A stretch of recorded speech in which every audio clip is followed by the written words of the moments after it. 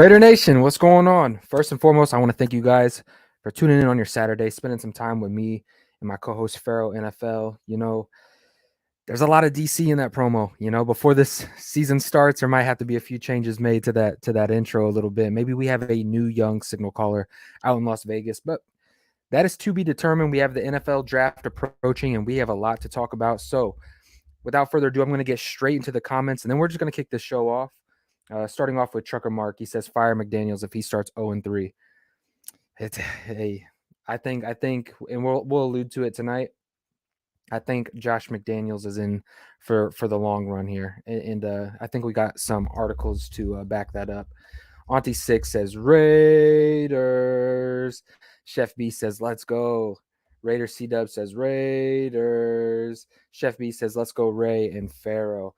James Furbo, NWA, Raider Nation for life. Sean Johnson in the building says, salute Raider Ray. Shout out to everybody in the chat. And don't forget to smash the like button. It shares this out to more Raider fans. It lets everybody know that we're going live. It makes the show better for you, better for yourself. So don't be shy. Go ahead and hit that share button, hit the subscribe button, hit the like button. It boosts us up the algorithm. So we really appreciate it. We love all the love and support. But without further ado, I don't want to waste any time. I want to bring on my co-host, the one and only Hey, what's going on, y'all, man? Appreciate you for having me on. As usual, my co-host, Ray.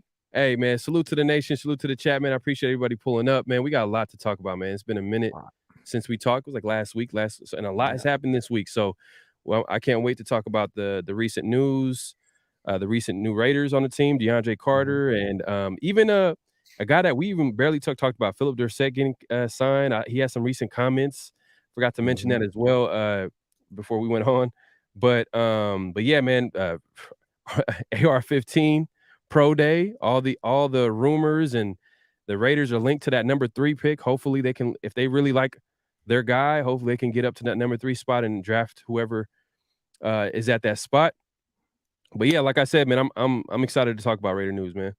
Yeah, well, let's jump into it. The Raiders made some moves this week. We signed wide receiver DeAndre Carter, coming over from the Chargers. Somebody, I'm gonna be honest, I like him, and I'm gonna allude to something here in a second. But I also want to address the other signing. We've re-signed Alex Bars. This is a depth guard. Obviously struggled a bit in pass protection, but really helped solidify that run game. And I think going into this season, the Raiders are going to have an extreme run-heavy offense. Which is why I'm kind of looking at some late round gyms. If you guys follow my community page, I'm starting to post some later round gyms, especially at the guard and center position, that we could look to build the interior of this trench, make this run game as nasty as possible. But overall, how do you feel about DeAndre Carter and Alex Bars? I mean, DeAndre Carter, I know he gives a little bit of the Raiders boost in that return game and special teams. He got a little bit of speed. They can play him. Another slot guy, another like, hey, McDaniels, man, he's going slot. He's slot crazy right now. He wants to create a offense where he can basically switch everybody out and put some guy on the outside, but then move him in the inside. Like, he wants guys like that in that room. I don't know how many receivers I think they got like eight receivers. That depth chart is crazy. So some of these guys are not going to be making the team, obviously.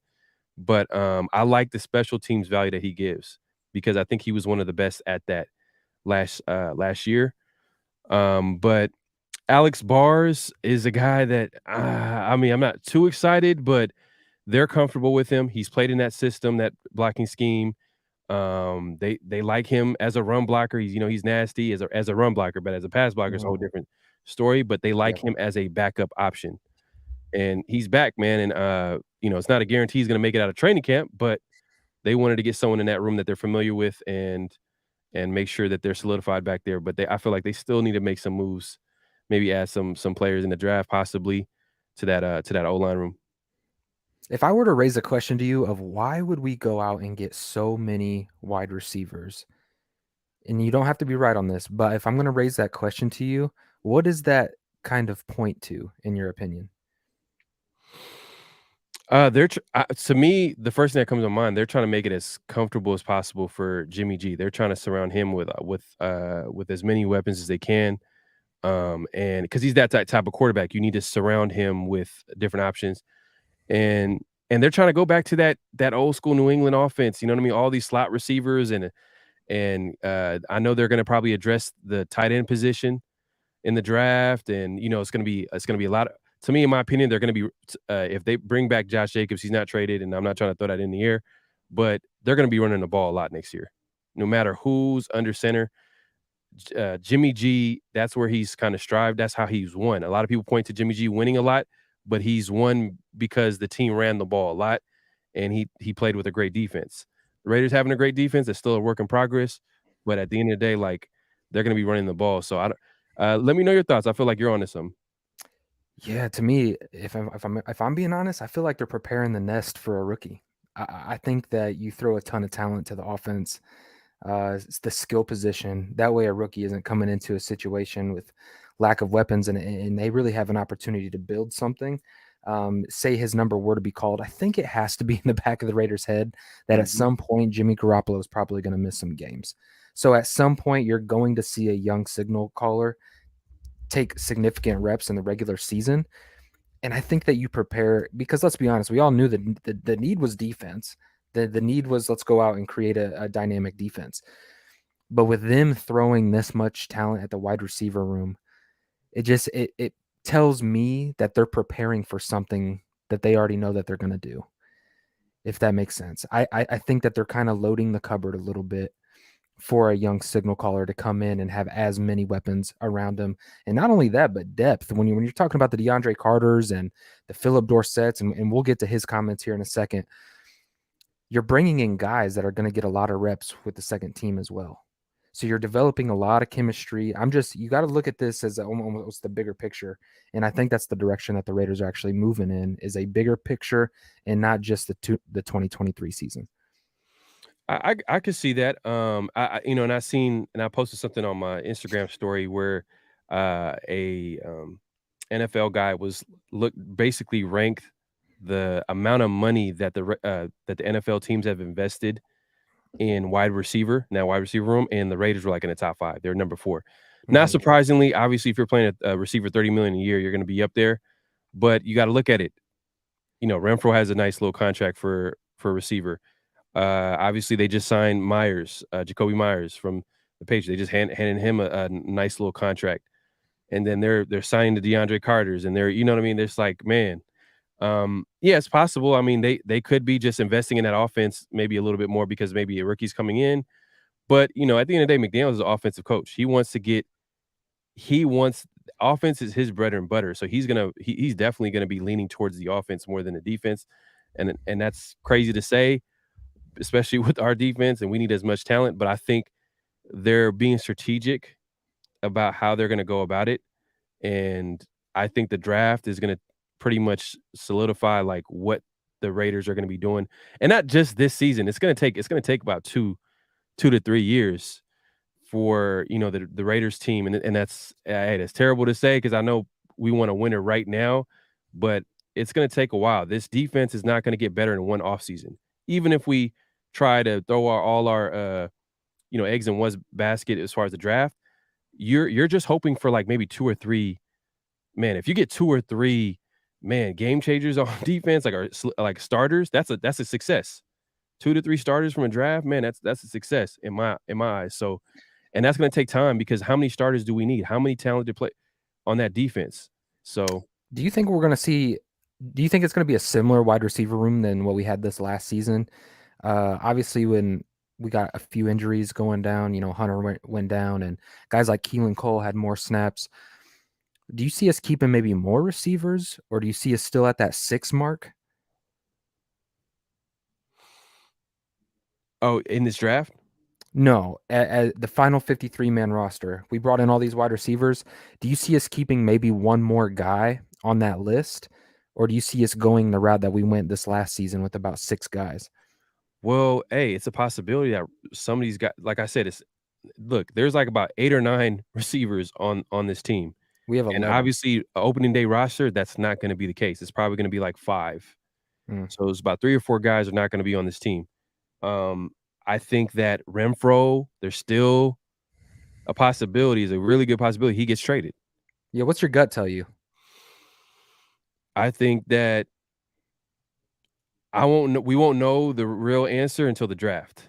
I think the draft, it's a Well, I see it as possibility a that he could be post-June trade, so maybe it might be a trade that's later. Maybe they bring in all these wide receivers, and maybe they say, "Hey, look, we can move this off. We can move the ball just fine with these other guys that we're paying pennies on the dollar compared to right. Hunter Renfro." And maybe in June, maybe post-June is when you see Hunter Renfro get moved. Yeah, it's possible. I think Renfro's a guy that might not come back as a Raider. Obviously his injuries, I'm not sure if he fit in with the McDaniels prototype receiver. I know McDaniels loves slot receivers, but like Renfro is quoted to say that he wants freedom. He wants that ability to do what he wants to do, and the way McDaniels runs this offense, you got to do it exactly how he wants it. So I don't know if Renfro is going to fit into those types of plans. We'll see though. We'll see. So it's a long off season. The draft is coming up, and we'll get into that in a little bit. Man, we got a lot to talk about, man. A lot. We do, we do. Man, the Raiders front office Speaking of came out and talked this week. yeah. Speaking of that, I mean, let's start with Mark Davis. Okay. Mark Davis came out bold. I mean, we got an article we're gonna pull up for you guys here. Hold on 1 second. Let's see. But no, you're right. We had a lot of people talk Mark Davis talk. Dave Ziegler was on Sirius XM today, which we can probably break that down on the next show.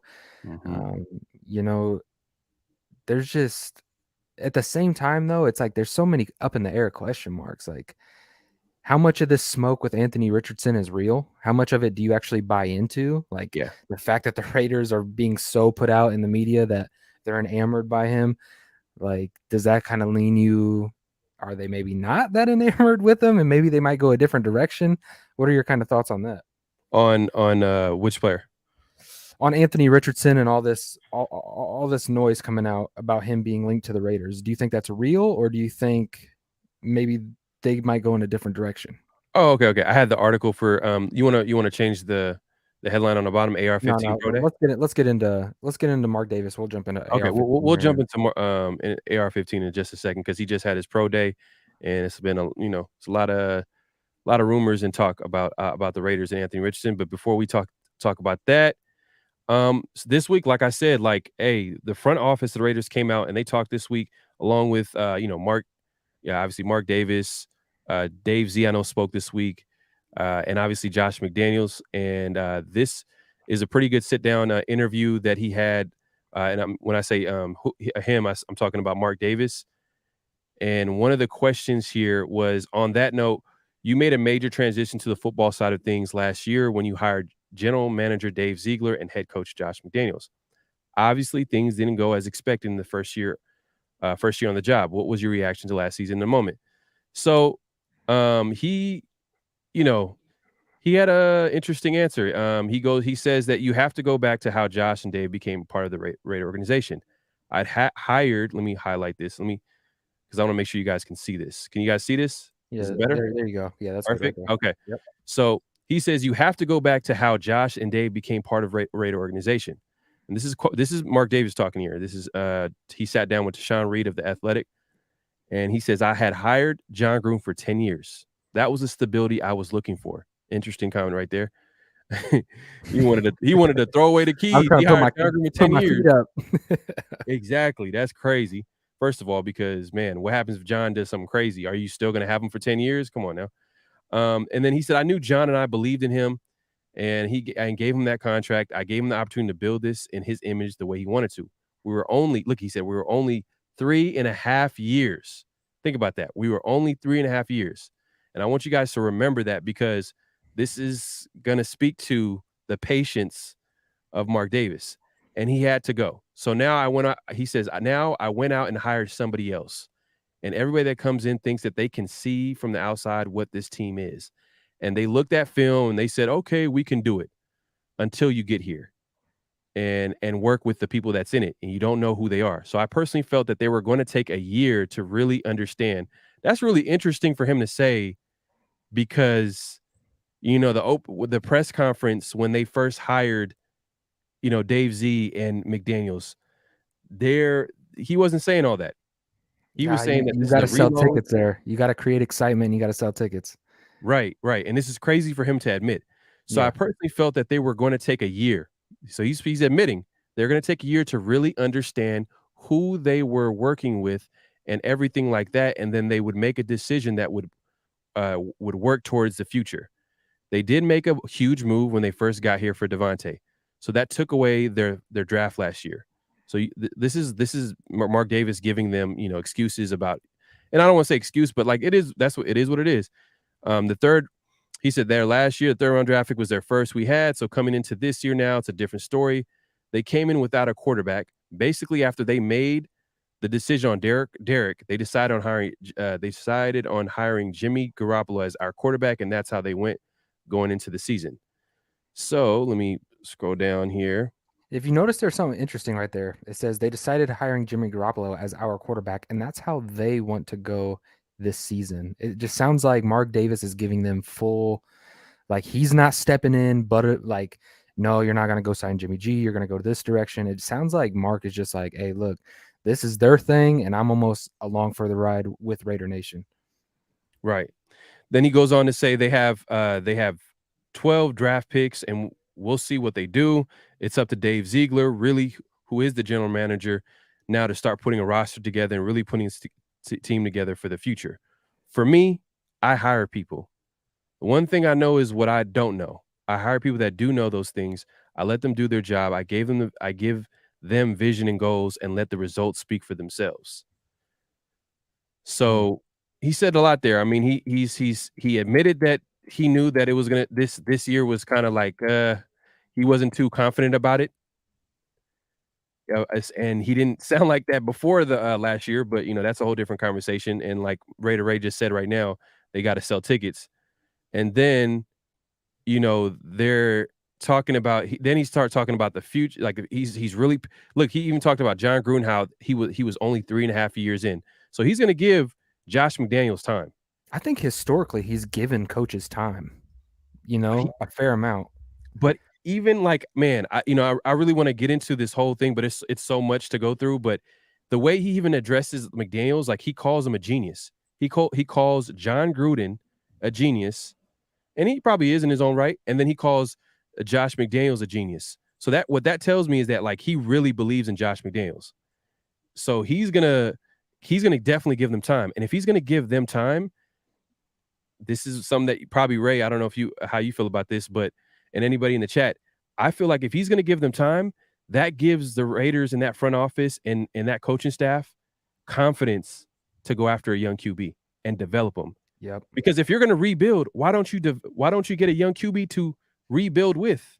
And I know somewhere in that article it talked about this is going to be 2.5, 3 years down the road. I know you had pointed that out to me before. Oh my that yeah, it's down there somewhere where he says like, look, this thing's going to be 2.5, 3 years. Oh yeah. And that's and if you want to change the headline to Josh McDaniels. So Josh McDaniels also sat down with The Athletic. Man, I'm telling you, the Raiders came out and talked this week. So, you guys got to check it out. But pretty much, let me share this tab. Yep. Can you see that now? You see it? All right. Boom. Can you see it? Yep. All right. So one of the questions here, and Josh said a lot in that sit down interview, but I thought this was interesting because this is for the people who don't think that the Raiders are rebuilding. Based on the move so far, this was asked to Josh McDaniels. It seems like you all are taking more of a long-term approach to building the team. How do you balance that with trying to win next season? So this is what Josh McDaniels says. He says, we're always going to try to win. We're always going to try to win, but we also understand that there is a long game too. The short game is to try to do everything you can with what you have to try to be successful as possible. But at the same time, investing in the draft, investing in development of players so that over the course of 10, 12, 15 years, you have great success. So they've sold this to Mark Davis. Mm-hmm. So for everybody that's hoping that McDaniels is going to get fired, I don't think it's not going to happen. He's going to be here for a while. He's going to be here a long time. So, because I know some guys are like, well, I don't want us to draft a QB under McDaniels, but it is what it is, man. That he's going to stay here, and it just, hey, might as well get a young QB for him to develop. I mean, he did a good job, solid job with Mac Jones for that 1 year he coached him, but that's a whole different conversation. But he goes on, he says, it's one thing to have success for 1 year. It's just not worth it to mortgage everything to try to do that one time and then find yourself in a position you don't want to be in. So he's kind of, if we look at this offseason so far, they haven't handed out big contracts.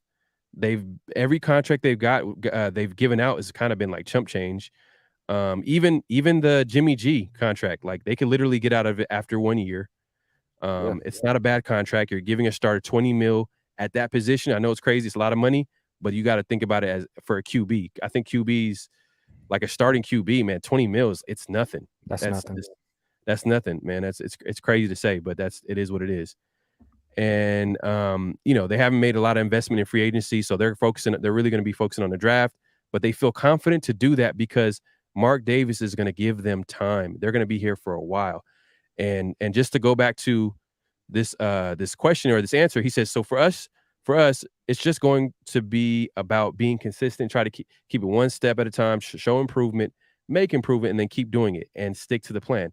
Again, now this right here, this is where I was just like, man, if anybody that says this is not a rebuild, again, hope look, I'm gonna highlight just this right here. This is right here. This highlight.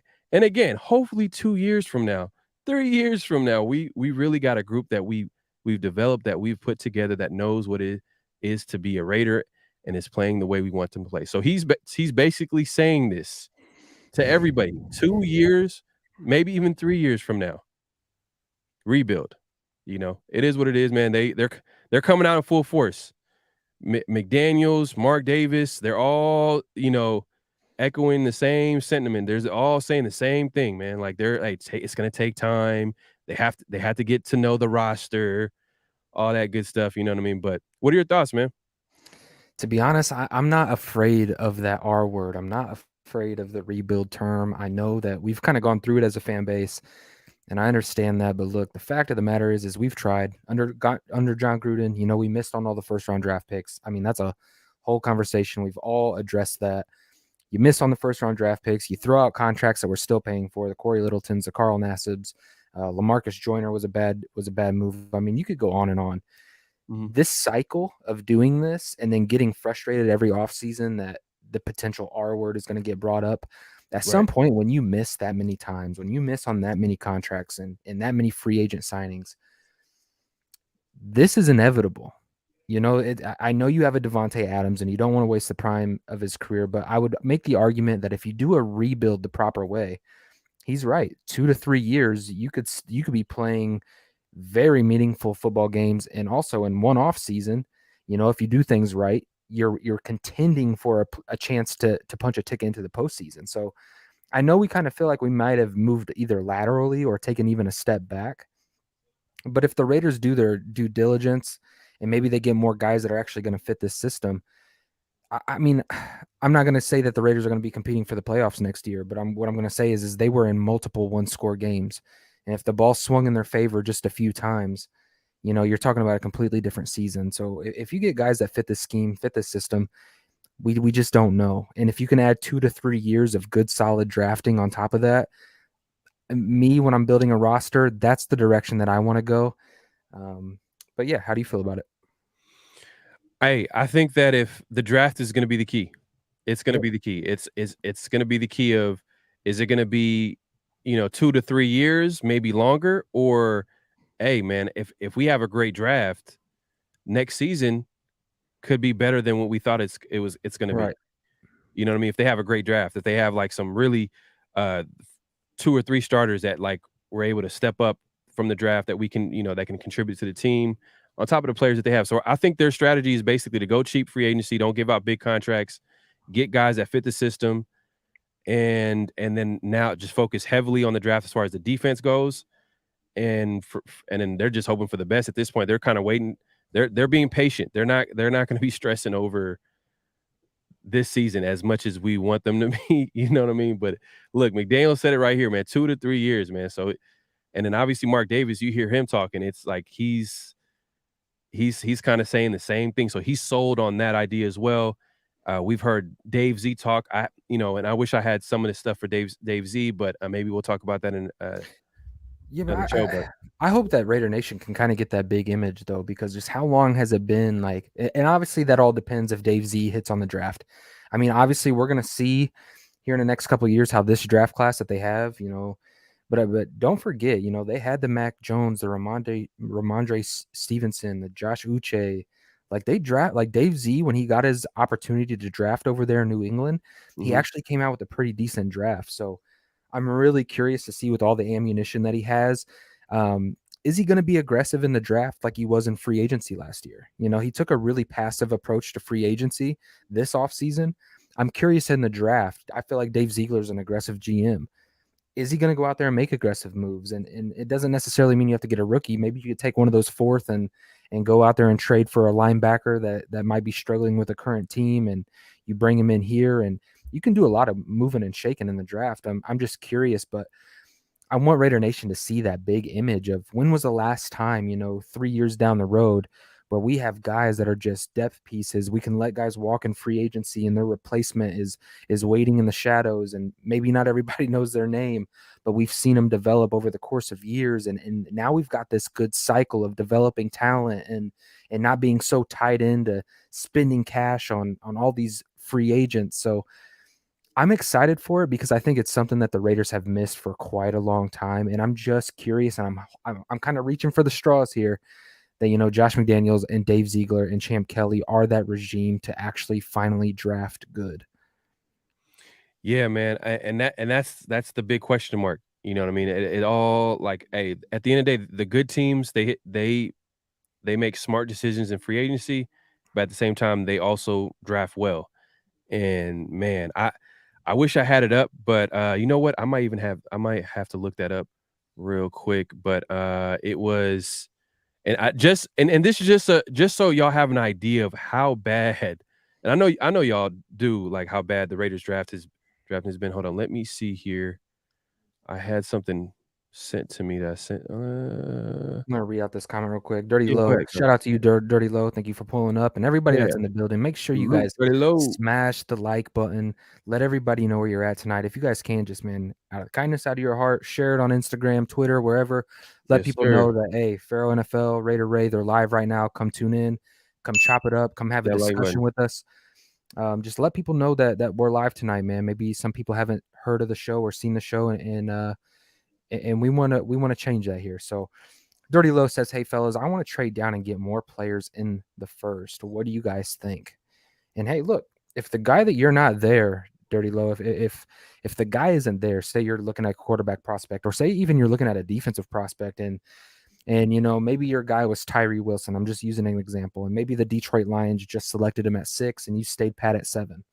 If you get to 7 and you're not sure about Gonzalez or Witherspoon at 7, and you feel like you can maybe get them down at 11 or 12, 100%, I'm with you. Well, why don't you trade down, get some more draft capital?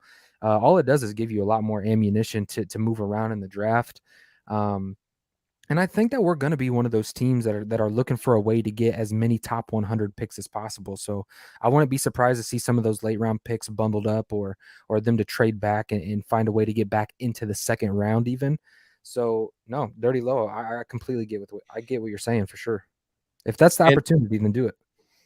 facts, 100%. And look, hey, look, and this is just to give a little perspective on why the Raiders haven't been good for a while, and why we're saying that, hey, this draft is going to be huge because right now they're putting all their eggs in, pretty much focusing on drafting the right players, and hey, it sounds good, and I'm saying, and I hope they draft well, but let's just put a little bit of perspective of why the Raiders haven't been good for a while now, and the reason why they're in the situation they're in. This is the last first round pick they had. Alex Leatherwood, man, he's not he's not playing for the Raiders. He was drafted in 2021. Can you see this? I don't know if Yep. you guys see this. Yep.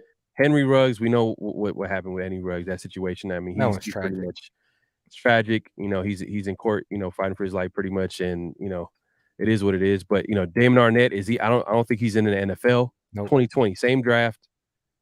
And this is how it's been. You know what I mean? For a while now. Look, 2019, Cleveland Farrell. He's not with the team. I believe he signed with the 49ers. Hopefully, Hold on. That's you know. the last 3 first round picks didn't even make it out of their rookie contract. They didn't Whew. even complete their rookie contract Okay, with this the is probably Raiders. their best first round pick within the last. Yeah. Josh Jacobs, you know what I mean? Obviously, he's franchise. He's one of the best running back, if not the best running back in the NFL. But then look at it, same draft, Jonathan Abram. I don't is Abram with the team? I believe he might be with He's the with the Saints. Seahawks. He's with the Saints now. Oh, he's with the Saints. Yeah, that's Yep. right. That's right. He Yep. joined the Saints. his boy Derek Carr over there, and then obviously Colton Miller. Okay, Colton Miller. Okay, boom. We got a couple of starters. We got a couple of starters. Garen Conley, he's not in the NFL. Get that right there. Carl Joseph, I'm not sure if he's in the NFL anymore. He might be with some team, but he's not with the look at this. Amari Cooper, okay, this was a great first round pick. He's one of the best players at that position. I know he's a starting receiver for the Cleveland Browns. He's playing well over there for them. Khalil Mack. We look. This is all. Look at this. 2014. You got Khalil Mack, and then DJ Hayden. 2013 DJ Hayden. You see, look, man, and DJ Hayden, he was able to, get. I thought he kind of, he got better as a player. I mean, he didn't play well. He wasn't worth that That first round pick. pick. But he was able to play well for, I think, Detroit, and I think he went to the Jaguars and maybe hanged around a little bit. And I'm not sure if he's still in the league no more. Rolando McClain, you guys know what happened with that. These are first round picks for the Raiders, man. Like Darius Hayward-Bay, Oh, I classic, got a soft spot in my heart for DHB. classic overdraft. Look at, man, Yeah. speed, strictly speed, nothing else. I felt like he started catching on a little bit. Obviously not up to that potential, but towards the end, I felt like he started to. And then he signed with the Steelers and kind of found some light there a little bit. Mm-hmm. Obviously, first round obviously was kind of a bust, but man, I got a spot in my heart. That's when I really started following. Like, I was like in my groove following the Raiders. Man, I be honest with you, I almost I almost cried, man. I almost cried when Darius Hayward-Bay got drafted because we didn't go after Michael Crabtree. I was like, oh Yeah. my Do you remember that God. cut scene? Do you remember that cut scene when Everybody had Michael Crabtree, number one receiver on the board. I was like, Yeah. oh my God, this is perfect. We need a receiver, and Crabtree, the best receiver in the draft. He's on the board, and Michael Crabtree was sitting in there at that cut scene after they drafted him, and that dude like leaned over and like whispered to him, and Michael Crabtree was like cracking up laughing. I'm like, oh, like we're in for it. man. And then 2008 was Darren McFadden. I like Darren McFadden, but injuries took a toll on his Yeah. career. We all know this one right here. This That's one my right favorite here. one. That's your favorite one. 2007, Jamarcus Russell, one of the biggest busts in NFL history. Okay. Michael Huff. To pause on Jamarcus Russell. At the time, though, would you have predicted that he was going to be a bust? You know what I mean? Like, I was. I know you guys can believe me or not, but I wanted Calvin Johnson to be a Raider. I just couldn't believe someone could be 6'5", 6'6", 4.3 speed, 40-inch vertical. I was like, oh my God, this is our Randy Moss. This is if Al Davis wants the biggest freaks in the draft and he's a great player, what Calvin Johnson. And we needed a receiver too. But obviously quarterback is, it's the quarterback position. If you don't have a quarterback, you got to. But Jamarcus Russell, I just felt like, at the time I was like, all right, we drafted him. I'm like, okay, he has a crazy arm, and then he held out. He held out his rookie season. I was just like, oh my God, it was a disaster before it even began. But it is what it is, man. Jamarcus Russell, one of the biggest busts in NFL history.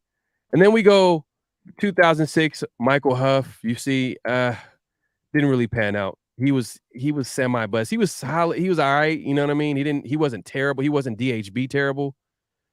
But it is what it is. Fabian Washington. He said he wasn't DHB terrible. Yeah, DHB terrible. Yeah, he's terrible. He's terrible. Well, he was terrible for where he was drafted at. Yeah. You know what I mean? Like, if you're in the NFL, hey, I just want to be clear. If you're in the NFL, you're a success. Every player that's in the NFL, you're getting paid to play professional sports. That's a success. I'm just saying it like in the context of like getting drafted in the first round and you barely had a stat in college. The best stat was the fact that you ran a 4.3, and that was like classic Raiders pick, especially with the late great Al Davis. He was just trying to recapture, that old Raider magic. But man, the game. Do you feel like that's why there's a lot of disgruntledness around Anthony Richardson? Because you can kind of make the same case with him, right? Oh yeah, for sure. I hear that all the time. I'm hearing a lot of Raider fans like, man, Terrell. He's just another Terrell Pryor, another Jamarcus Russell. I'm like, do you see him in that tier though? Nah, I don't either. I don't see it either. But but also, like, can you trust the Raiders to develop a player? You know, they haven't done it in the last, like, what, how many years? I mean, I'm not obviously, some players develop, like, look at Max Crosby, boom, developed, you know what I mean? Like, Mhm. Hunter Renfrow, guys that just came out and they just were Yeah, they were just they had the it factor and they were able to develop into one of the best players at their position. But, you know, we're gonna have to trust a regime to do that. That's the way to win. You're gonna have mhm. to know how to develop players. The best teams develop players. It is what it is. Look at Josh Allen. The reason why the Bills are one of the best teams in the NFL, they were able to develop a great talent at quarterback like a Josh Allen, and no one really believed that this guy, especially with his accuracy issues, could be that guy at the quarterback position. Boom, one of the best quarterbacks at that position. Boom, just like that. And I always hear the Jalen Hurts comparison of like, oh, Jalen Hurts went into the third round. Like, why would a guy like Anthony get so much hype? And it's because look at the teams that passed on a Jalen Hurts. That's what they're scared of is teams don't want to be that team anymore that passes on a Jalen Hurts, that passes on a Lamar Jackson, that passes on a Patrick Mahomes, that passes on a Josh Allen. You don't want to be that team. So there's teams looking at these prospects that have these what ifs and they're looking into those measurables and those potentials because 10 years ago, these guys didn't pan out in the NFL. You know what I mean? But now in this modern day NFL where the guys can create, guys can maybe sit for a year, guys can actually develop and the game has kind of changed to kind of keep the quarterback safe. You're seeing some of these guys who can create and keep their eyes downfield have success. And I think a lot of these teams have Anthony Richardson in the top of this draft because the ceiling just isn't there. You know what I mean? He's a player with no cap over his ceiling. And that's what makes him such an intriguing prospect, which is why he's in the conversation up there with all those other guys. Right. And just going back to just showing, look at 2006, Michael Huff, 2005, the infamous 2005 draft where we could have drafted a guy in Green Bay. Aaron Rodgers, we passed him up for Fabian Washington. Wow. You know what I mean? It is what it is. Robert Gallery, he was a bust at number 2. He was a solid guard, Yeah, he was a but solid guard. but a guard at number 2, ugh, that's tough. You know what I mean? They drafted him to be a left tackle. He wasn't that left tackle. And then, Nnamdi Asma, That's a boom. good one. That's a I good mean, one. we have to get some good players. We can't Yeah, just get terrible players yeah. all the time. But this one was terrible. Tyler Brayton, wasn't much of a guy right there. Philip Buchanan, I Hey, remember him. Namdi I was in a remember I movie. remember that 2000 I remember, hey, he was fun though. That 2002 season, he was returning kicks for Yeah, touchdowns Phillip and Buchanan. yeah. So, but look, I could keep going, man. But Napoleon Harris, that was the trade. I think we got that pick from the trade for John Gruden. It was crazy. That I've never seen a quarterback get traded until I've seen everything as a Raider fan. I think everybody that's been a Raider fan, we've seen everything. Like we've seen head coaches get traded. We've seen all types of crazy stuff. But yeah, Napoleon Harris, as you can see, look, like, hey, at the end of the day, man, we got all right. I think I seen Oh Capture my Raiders goodness. in the first round. Crazy. But we had one of those the biggest legs in football. But Hey, hey, a when you kicker look in at the first all-time round, scoring though, like Janikowski was worth that first round investment. Think of how many games he won you. I wouldn't take a kicker in the first round. No, but look at what I mean, if you're talking about value to a team, yeah, it's horrible that you took a kicker in the first round. It's That's not even about the embarrassing. player. Hey, hey, Janikowski, hey, I'm glad he was a Raider. Compare him to the success of the other ones though, The success of the other ones. What do you mean? of the other first round picks, of how much he produced and they didn't. Yeah, but like a kicker in the first round? Oh, Hey, that's that's the fact of the embarrassing. reality. A kicker in the first round? That's Who that's does where we're that? at. Al Davis. Like I said, man, like, hey, look, man, but look, they literally had every first round. Y'all should check this out, man. It's on Raiders Wire. Ah, that's the Shout out best to them. one right Look, hey, there. this right here is my favorite, one of my favorite That's ones the right favorite here. one right there. Charles Woodson, 1998, man. Will there ever be another Raider in our generation that was like him?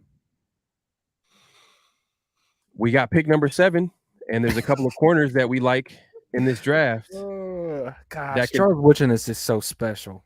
Yeah, he's special. He's special. And even the corners that's coming out of this draft, we can never compare him to Charles Woodson. But Yeah. that being said, the reason why I brought him up is because I can go on to The Athletic released a top 100 list. Let's go to Okay. that top 100 list right now. We could just go over it real quick. Let's segue over there. Can you see that? Yep. All right, so I'm gonna make this a little bit bigger Yeah, for zoom y'all to in just a see, little man. bit. We just wanted to talk football, man. We read up on a few things, and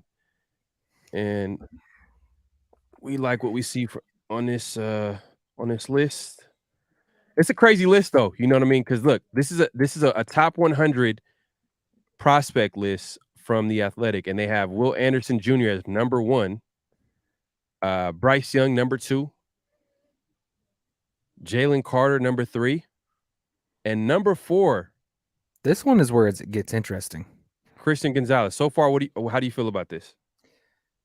Uh, 1, 2, and 3, yeah, I see their argument. 4 is where I kind of get a little. I guess it's not locked in, you know what I mean? But I would say 4 is a very bold take and very interesting. I have a But feeling. to be fair, though, this is just strictly talent. This is Right. not about, who they feel like is Where gonna they're going go to number go. 1, because, like, Right. we all Right. know, like, when a team needs a quarterback, they don't care about who the best, they're just trying to go after the quarterback, like, it's just the value, quarterbacks have a higher value to NFL teams, and they're gonna overdraft whatever they're gonna do to get that player, so, but this is just a top 100 prospect, like, the best players they feel so far up until this point today, I'll and they say have this. I really respect this board. I do because it's a very different from some of the stuff that we see. And I Mhm, could tell that the person who has scouted these players, this is who they actually believe in. So this mhm. person's very high on Christian Gonzalez being the number one corner, obviously in the draft, but also being the fourth best player in the draft. That's that's bold. I He like has that. all the tools though, man. He does. Big corner, fast, speed, loose, like he could playmaker, ball hawk. You know what I mean? Hey, and he could possibly be there at 7, possibly be there at 7. And I say possibly because there might be some teams in front of the Raiders that I might know be. the Lions have an internal connection with him, and there's You, reports you think coming you out. think you think the Lions could grab a corner? I think so. I know that they added some people to that, but one, they like adding big players to the defensive side of the football. But at the same time, there is a personal connection inside the organization in the higher ups with Christian Gonzalez. So it wouldn't surprise me to see him go 6, but I could see them doing, Tyree Wilson, one of these bigger body guys on the defensive line. But hey, look, Detroit is becoming one of those teams where defensive players want to go there just because Yeah. of what they're building. Yeah, they're building a bully. Like a lot of they got some believers around the NFL. They were able to finish the season 9-8. They're gonna build off that, and they're gonna have another draft. I know they have 2 first-round picks. So, and the guy, Jared Goff is playing well for them, but they could possibly go after a young QB too, because if They from could. their point of view, they're in an upward projection, and they're gonna be like, you know what? If we keep winning, when's the next time we're gonna get the number 6 pick? Mm-hmm. We might as well take a CJ Stroud if he's there. Probably not. Maybe, but AR-15 could possibly be there, or Will Levis could be there. Or they might even trade up. It's possible that they can trade up from their number 6 spot to get to that number 3 spot to get a quarterback. They already have another first round pick. But that's the Lions, man. We're here to talk about the Raiders. Mm-hmm. So we're looking at the best players in the draft right now, and this is top 100 list on the Athletic. And so far, so they have number 4 Gonzalez, CJ Stroud, number 5, Peter Skoronski. I think he could be He's an all-pro projected as an guard. offensive tackle, but a lot of people are saying that he could be a guard because he has short arms. Yeah, I see him as an all-pro guard eventually. You know what I mean? But they real a lot of people are high on him. Obviously, they have him number 6 on their top 100 list, and then B.J. Robinson, the running back. So this is all about value. I've heard some people say they feel like he's the best player in the draft, Bijan but is legit. the fact that he's a running back, I know. it doesn't matter. You know what I Yeah. mean? He could be the No, you're best player in right. the draft. They just feel like, you know what? Somebody's going to get a great value. I mean, even Yep. if they take him late in the first, like he's going to be a great value. Right, right. And then you got Tyree Wilson, Devon Witherspoon, a guy that that's been mocked to the Raiders. Yeah, I like him Hey, a lot. He's a real Raider. nice. Nate Hobbs, teammate in Illinois. Yeah. And then you got Lucas Van Ness, edge rusher, Iowa. He Nolan, is I like somebody you Nolan. have to circle on. Lucas Van Ness, you got to watch him. He's going to be sneaky good. Okay. You heard it here first, man. Ray calling out his shots Yeah, right Lucas now. Van Ness is gonna be sneaky good, And then you especially got if he lands with the right defense. Nolan Smith. This is another guy I like. I mean, he's explosive. I know he's undersized as an edge rusher, but hey, he makes up for his explosiveness. And they have him at number 11. Paris Johnson, one of the best tackles in the draft. Will Levis. You see Anthony Richardson. Man, there's plenty of players here, but I just want y'all to see this and see how the NFL is viewing some of these players, these top 100 players, so you can have an idea of how some teams might draft. But yeah, man. Let's see here. Let me get back to. I've been jumping around. I went from the No, you're good. mid But first round picks, top 100 picks. no, you're good. But talking about one of these top 100s, there's a guy at 14, and he just had a pro day this week. AR-15. Ooh, Philip yeah, good Dorsett. segue. Yep, Philip let's go Dorsett back. had some interesting things to say about AR-15. There's a few players coming out, kind of just talking about him a little bit. Vinny Bonsignor, and I believe Ian Rappaport reported that immediately after Anthony Richardson's pro day, Dave Ziegler was the first person to walk up to him and have a conversation. Like AR-15 met with Dave Ziegler immediately after his pro day, not a player, not a coach. It was him and Dave Z. So I thought that was kind of interesting. And there's a picture floating around the internet of Dave Z's face too Mm-hmm. after his pro day, and you could tell that it was like Christmas. It was like Christmas for Dave. It looked like he was really excited with what he's seen. So I don't know. I feel like it's real. I really do. I feel like the interest and the potential of landing Anthony Richardson seems like a real possibility for the Raiders. Yeah, it's a possibility, but then also it is smoke season. Yep. It is smoke season, smoke screen season, I should say. And I think that they're gonna say every connection that you could think of is gonna be every player is gonna be connected to the Raiders all the way up until the draft, and it's exactly what the Raiders want. So they can get their guy. Because you don't want the Raiders or any NFL team in the draft, they don't want to be penciled in to one guy. Oh, they want this guy. Then that puts them at a disadvantage, strategically speaking, because now teams could jump in front of them.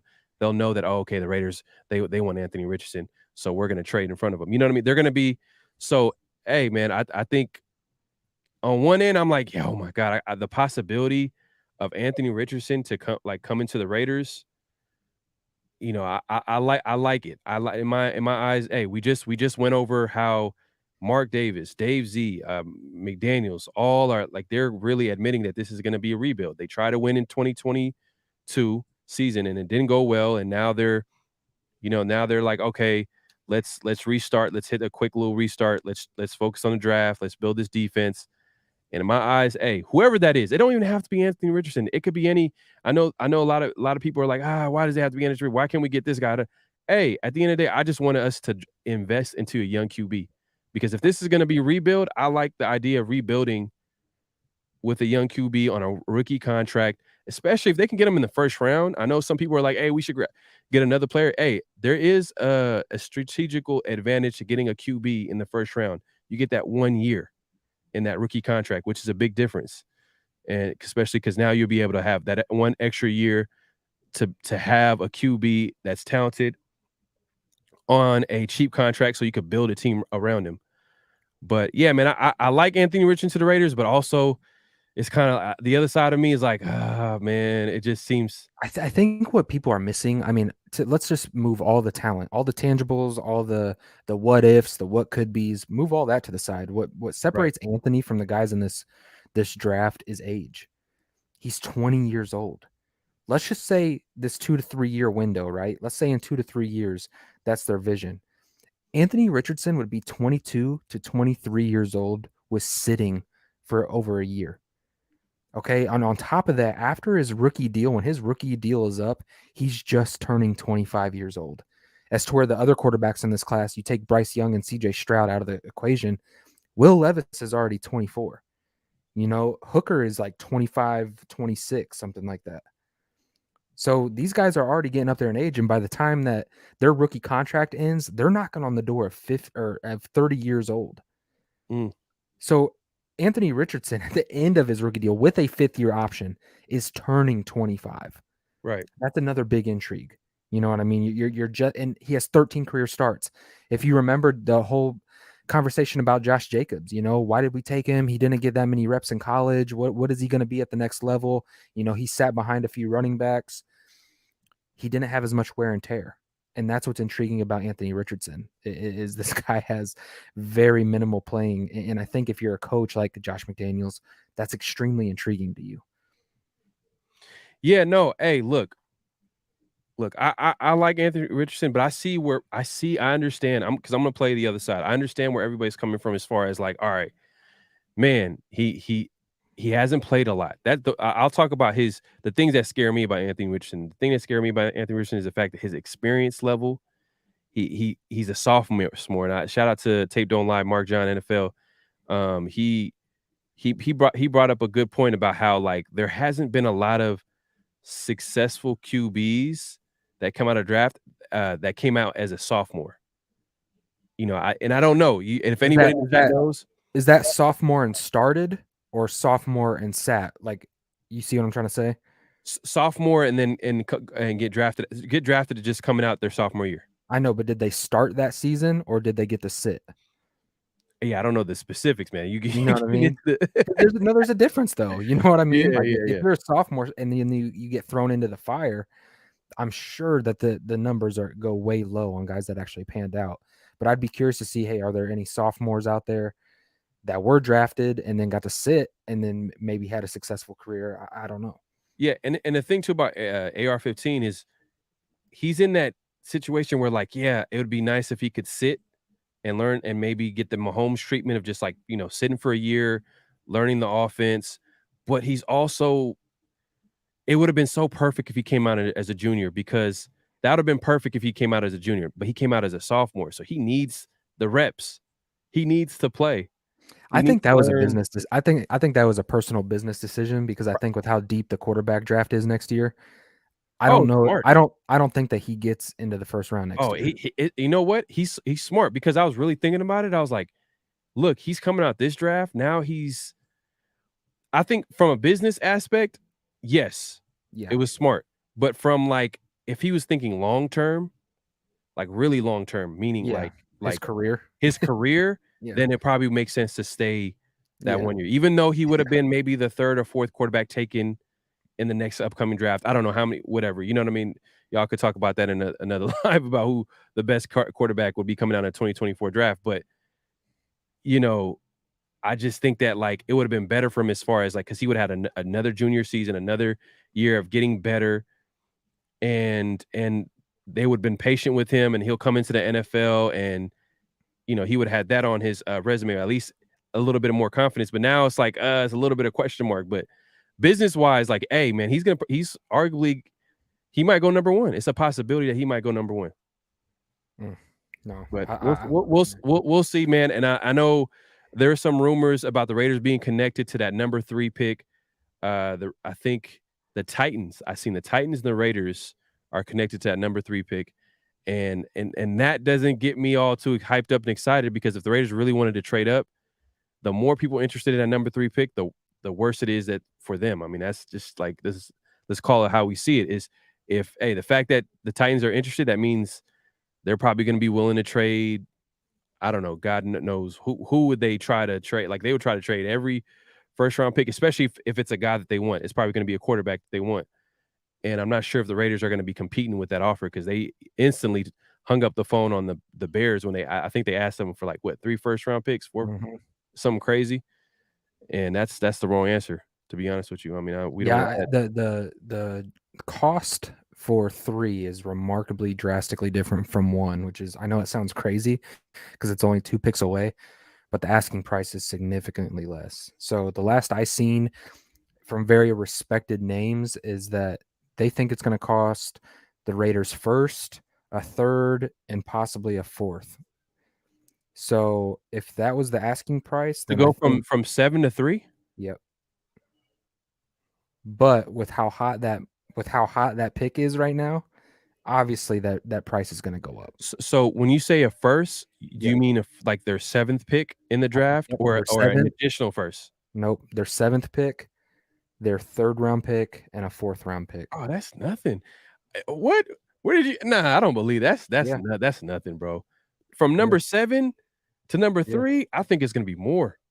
Well, yeah, it's gonna be more because of value. Yeah, Because not every year is you're sitting at 3, like, moving from 7 to 3, is there gonna be, like, 4 to 5 teams calling for that pick, as to where this year there's going to be 4 to 5 teams probably calling and asking what the price is.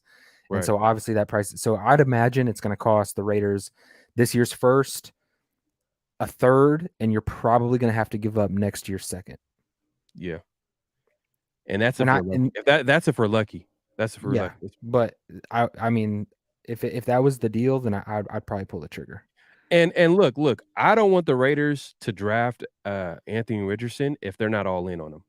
Yeah, just Because in got to order give them for him time. to be successful especially for this type of quarterback or any quarterback, any player, the owner needs to be on the same page, the GM needs to be on the same page, and the coaching staff needs to be on the same page. If one or the other is a little bit off, it could mess up with his development. We know how it goes. We've seen constant changes around quarterbacks. It doesn't do well for their development. So if the Raiders are drafting AR-15, they gotta be really invested. And it sounds like Mark Davis, Dave Z, and McDaniels are all saying that this is gonna take 2 or 3 years. It's a rebuild, it takes time. Mark Davis showing a lot of patience, especially what in his recent sit down with the Athletic.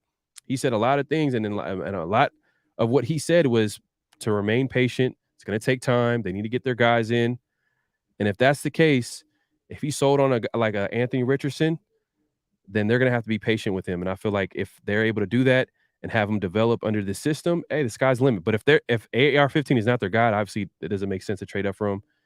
I know a lot of guys want CJ Stroud and Bryce Young. Hey, and it might be I think I'm excited for the draft. I know, it's easy to say that, but I'm really excited for the draft because I feel like something's gonna happen that we didn't Mhm. expect.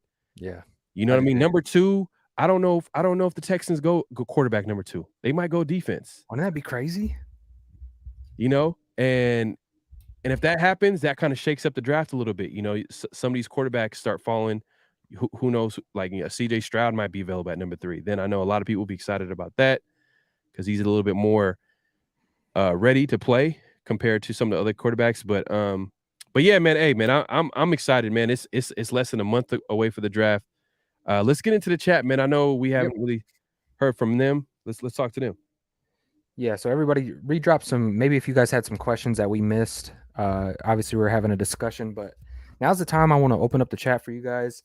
Start dropping any questions that you guys got and we'll start addressing them. Do you want to open up the call in? Do you want to do a mock Oh draft? yeah, yeah. So Well, so so we can get into the chat. Do you want to? Let's see. Let me give me just a second. Hold on. Let me. in chat you let us know as well. I mean if you Yeah, want to do a in the meantime, we can open the chat and then I'll set up the phone in just a second. perfect. And everybody that's in the building, we've got almost 50 people in here. Make sure that you smash the like button, subscribe to both Pharaoh NFL, Raider Ray. Lets everybody know where you're at.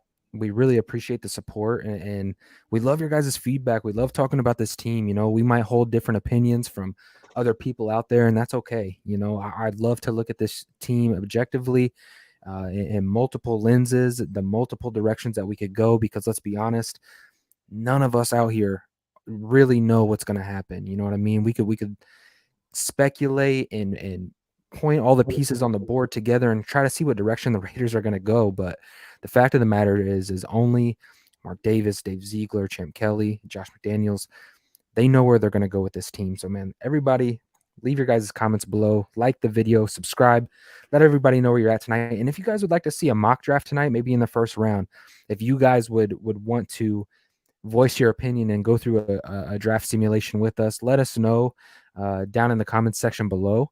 And maybe we could do that tonight after we get done with the phone calls. But that's just if enough people want to do a mock draft. So let's see here. Let's start with Lafayette. Okay. Lafayette says LL Clayton, Tune, Hooker, and DTR are much better than Richardson.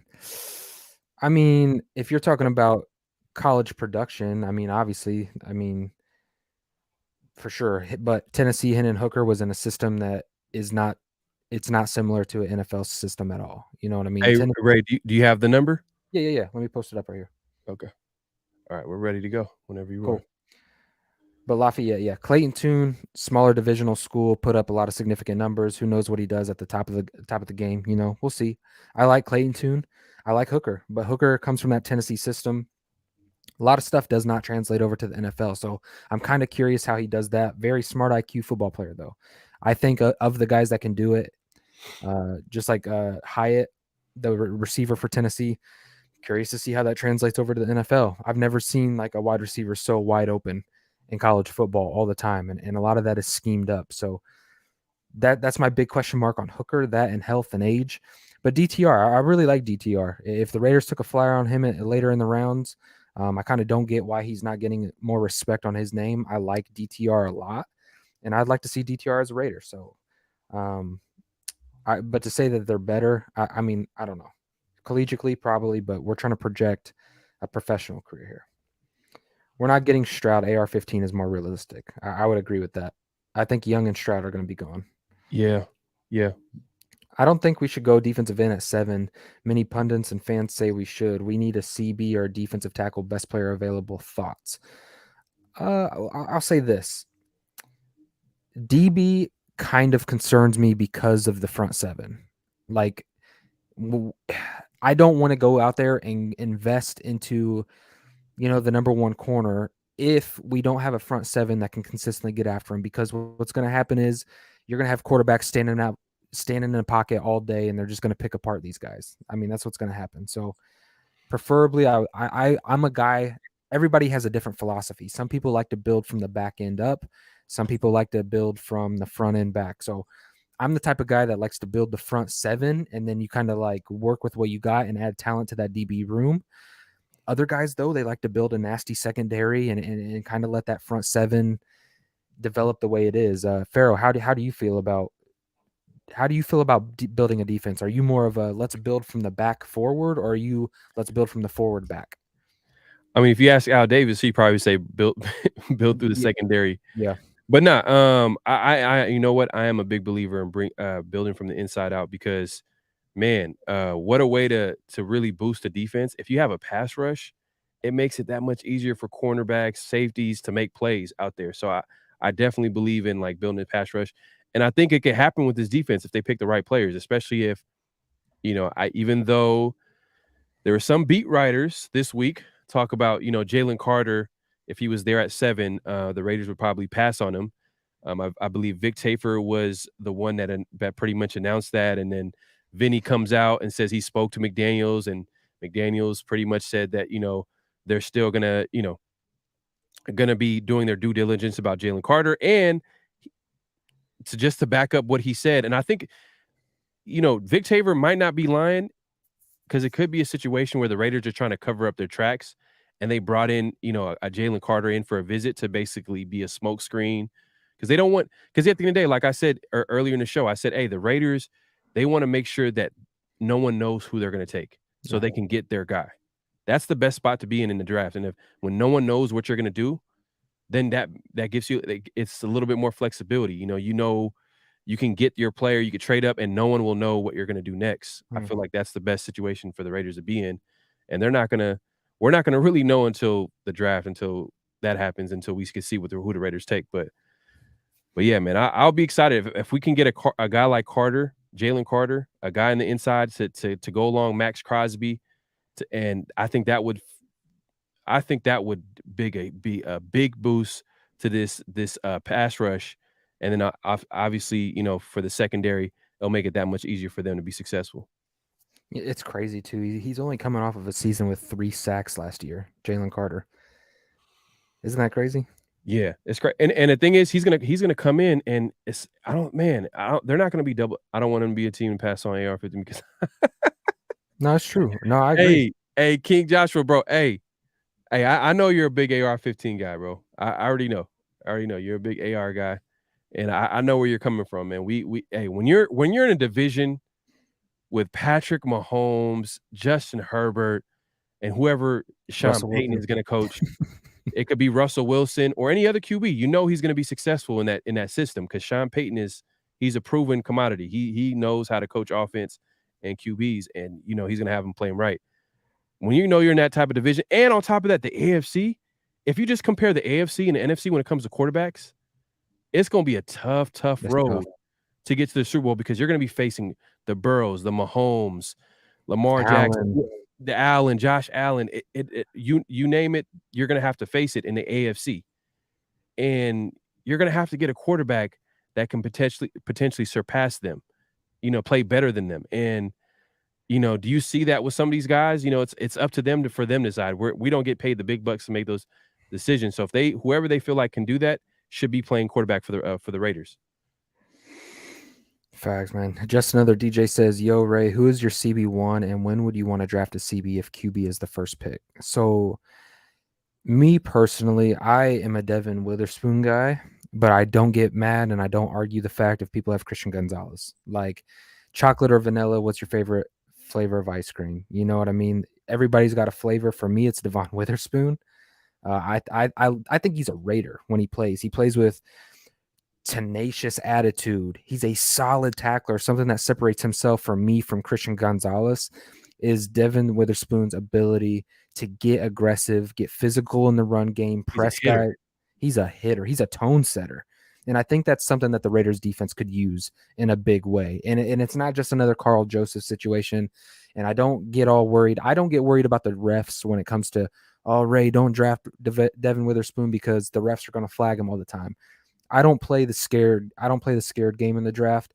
I go out, get a guy who's pressed, who plays physical, plays nasty, plays the game the way it should be played, and he plays the game like a Raider. So if I was sitting there and I had to make the decision, for me, it's going to be Devin Witherspoon just because I see Raider in him.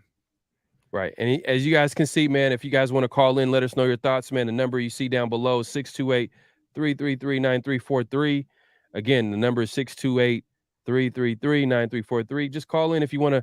We're just trying to have a conversation. Make sure, you don't make sure it's clean because, that, YouTube, they're just not going to allow you to say anything. I mean, you could say it, but it's going to mess us up. So hopefully just keep it clean. Just keep it clean. And if you want to talk about the Raiders, man, make sure you call in 628-333-9343. Let us know your thoughts, man. We're just trying to have a good conversation. And I'm going to address Rich here. I'm going to respectfully disagree, brother. I think these two prospects are very different. And one, I think throwing the ball downfield, I think AR has a natural fluid flow of freedom in his upper body that I haven't seen in a long time. I mean, he can flick his wrist, close his eyes, and launch the ball 70 yards down the field without hesitation. When I watch Will Levis throw, a lot of his throws, receivers have to slow down. They have to come back to the football. It's not clean. He's really tied up in his upper body. He deals with a lot of injuries himself. I don't see a ton of similarity in their game, if I'm being completely honest with you. I think that they're two completely different prospects. Yeah, you could say, yeah, Will Levis runs and is a scramble type of quarterback, but I mean, outside of that, I think Will Levis is probably better at shorter passes than Anthony Richardson. I think intermediate Anthony Richardson is better than Will Levis. So I see a lot of differences in their game, to be honest, just by watching film. Carter or Gonzalez? You want to take this one? I would take Jalen Carter, but are the Raiders going to pull the trigger? That's the question. With Jalen Carter's off-field issues, we'll see. You know what I mean? The Raiders have come out and said they're going to do their due diligence. He's a top 30 visit, but we'll see. Vic Tafur said he's off the board. We won't know until the draft. But I love Jalen Carter, but I also like Gonzalez. He's my number one corner. I just like the fact that he would fit right in this cornerback room. We got a lot of guys that are kind of under that 6 feet. Mm-hmm. To have a guy like him, like he's like 6'1" and he got 4.3 speed. You could develop him to be that number one guy at that outside boundary corner spot. I feel like, hey man, if the Raiders can get a Gonzalez, I wouldn't be mad at that, man. At No, number 7, because you get one of the best cornerbacks in the draft, and physically, you could just match him up with all the top receivers in the NFL. But do you think him and Devin Witherspoon have a front 7 that's going to help them at all? So you said, do you think that Devon? If you take them at 7, whether it's Gonzalez or Witherspoon, do you feel comfortable with where the front 7 is right now to put them in there comfortably and say, hey, go out there and be a lockdown corner? No, hey, if it was up to me, if it was just Madden and and we didn't have to think about off the field issues, We're gonna get banned because that one. you know what I mean? Hey, look, if it was just up to me, if it was just up to me and we can just pick whatever player and we didn't have to think about off the field, I think Jalen Carter would be a Yeah. no-brainer at number 7. And we got a call. Let me Call from Clark. to accept, press 1. To send a voicemail. Yo, what's good, man? Hey, what's up, man? How you doing? Thanks for calling in to the Farrell and Ray show, man. What's your name, bro? I didn't get it before you called in. What's your name? My name is Clark. Hey, what's Clark. up, Clark? How you doing, man? How you feeling, man? What you want to talk about today? I'm here in Gardena, California, but I'm going to tell you something. All right. There's no way you can pass up on a generational talent like Jalen Carter. Dick Tafer, I read his stuff all the time, but I think he's got it wrong. Okay, this guy is a matcher. I've seen tape on this guy up and down. And sure, he showed up at his pro day fat, but the thing about it is he's gonna match it out. Okay. Yeah. Hey, man. Hey, but you mentioned some things too. I am kind of concerned. I'm just a little bit concerned, just because being a Raider fan, we've seen players get drafted and we've ignored their off the field issues. Specifically, Damon Arnett, for example. Damon Arnett, he was a guy that he was a top cornerback in that draft. Not a top cornerback, but he was a cornerback in that draft where he had. Yeah. Carter, we need to get Witherspoon or Gonzalez. No doubt about it. You said get either Witherspoon or Gonzalez. Witherspoon or Gonzalez. We got to either have one of those three guys because we need D bad, and maybe go for a second round and go for Hooker. If he's going to be there, we've heard rumors about Hooker might be drafted in the first round. Like some teams might be feeling that he might be a first round talent and might be willing to be taking the risk for Hooker. But if he's in the second round, I wouldn't be mad at that. We take the best defender on the board. Maybe if we trade back, or if our guy's there at number 7, I wouldn't be mad if we take the best defender on the board, and then obviously we draft a quarterback in the later rounds. But I mean, we'll see, man. It's tough, man. When you think about the Henry Ruggs situation and what happened in that community, in the Las Vegas community, and then, I know it's totally different, but it's a little bit, it's a little close. It's kind of the same. It's kind of, you know what I mean? Drag racing. Not even like the whole thing that he's going to court for, but it's like he got pulled. No, I'm with you. No, I'm same thing. Yeah, I'm with you, but I'm not the one that's making the decision. At the end of the day, like, the Raiders got to make the decision. NFL teams got to make the decision. And if they're going to decide if they want to pay millions and millions of dollars on a draft pick, it's up to them. And I'm not sure if they're willing to take that risk. We'll see. We'll see. And another player I think that they should take a risk on and stash for a year is Voorhees out of USC. I do like Voorhees. I do like that. Not in the first, though, you think? No. It's probably like third, fourth round. Yeah. No, I agree with that. He's actually going to be making my my gyms list. So, yeah. But thank you for allowing me to call you and talk to you, and I really appreciate it. You guys have a good night from Cali. All good, man. Appreciate you calling in. Have a good one. Thank you very much. Bye-bye. All right, man. He came in firing, man. He was like, man, Big Tafer doesn't know what he's talking about. And I've been hearing that a lot over social media and the Twitterverse. I know it's not a real place, but people have a lot of opinions on there, and they feel like Big Tafer, they don't believe Big Tafer. I mean, it is what it is, but yeah, man, he makes a good point though. Like, hey, look, he has the off the field baggage. I mean, like, if Jalen Carter is there at number 7, I understand the talent, but are the Raiders in a position to take a risk on a talent like that with that type of off field issue, and it goes left? It can set the team back a lot, especially in Vegas too. They're in Vegas, of all places. But yeah, that was tough for Jalen, because also it's not only the case that he was just in. It was like he has multiple traffic violation charges of, like, he was traveling 90 in a 45, and police just like let him go. And I'm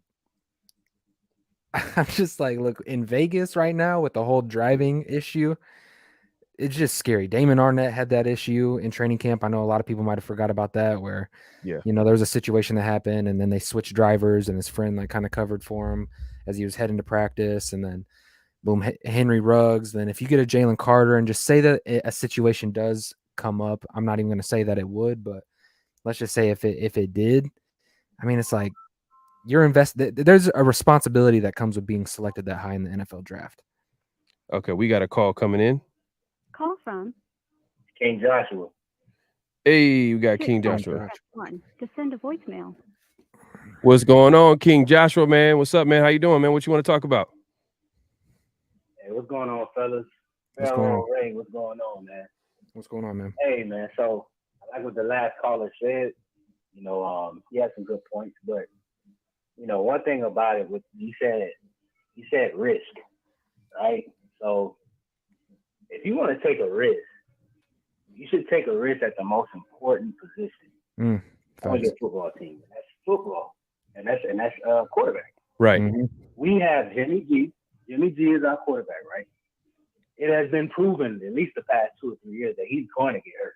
I mean, it's inevitable. He's going to get hurt. Let's just go ahead and put our minds around it.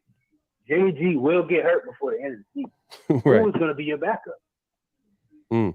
Who's going to be your backup? Jalen Carter? Is Jalen Carter going to be your backup? No.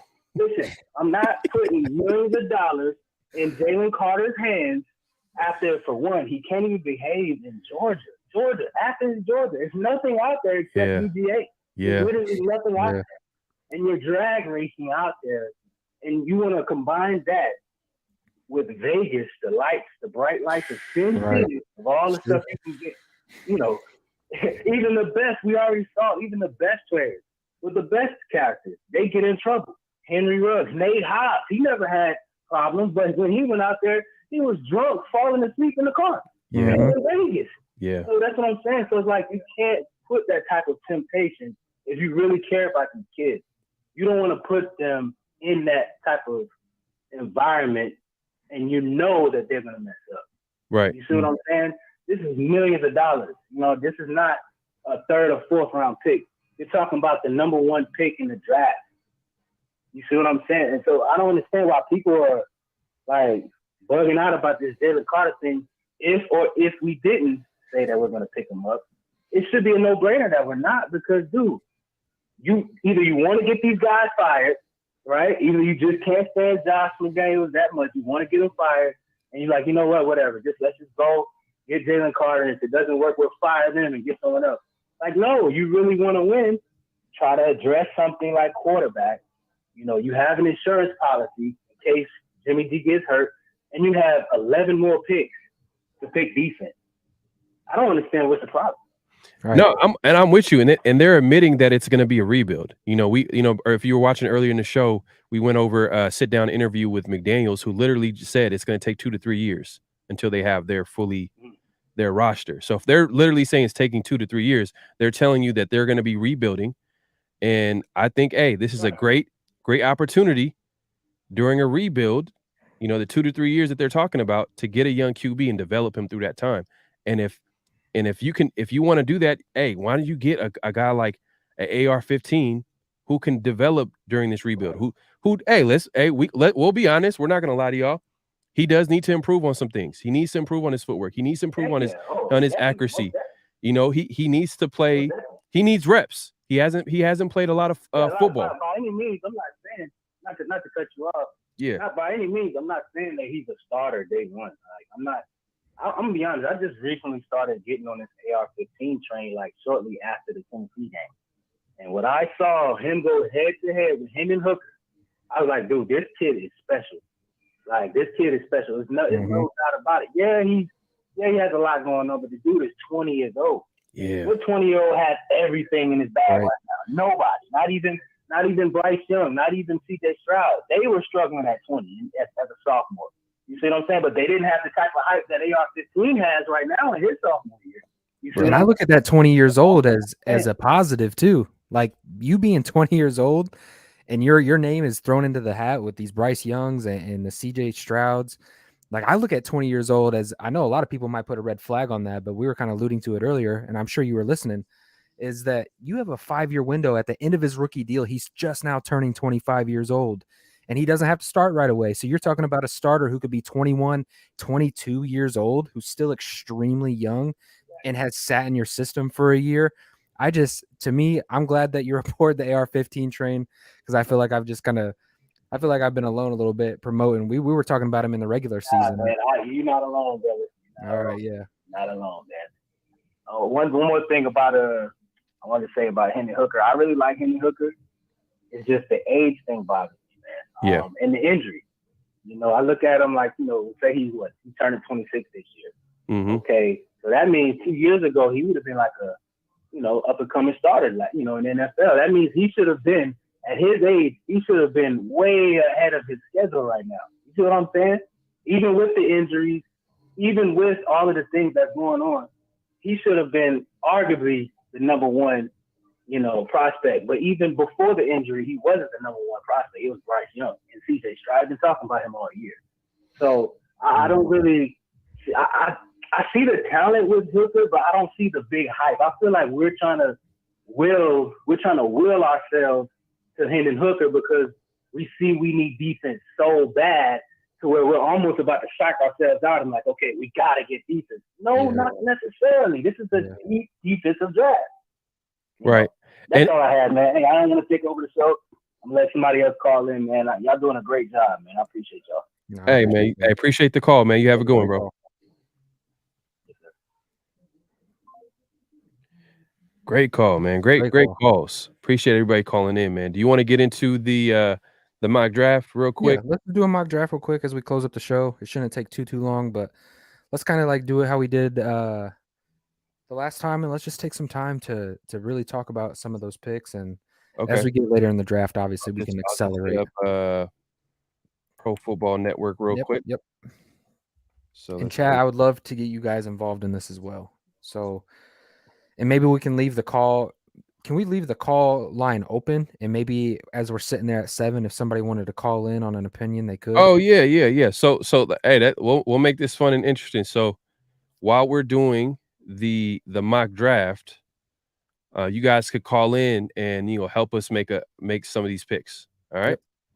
So do you want it? One pick per call as well. So if you call in the first round and you happen to be the caller, you're locked into that pick. I don't want to take away from the other people. So if somebody wants to call in for the second round, we're going to have a different caller for the second round. So we'll see. So are we doing it all the way to the third round?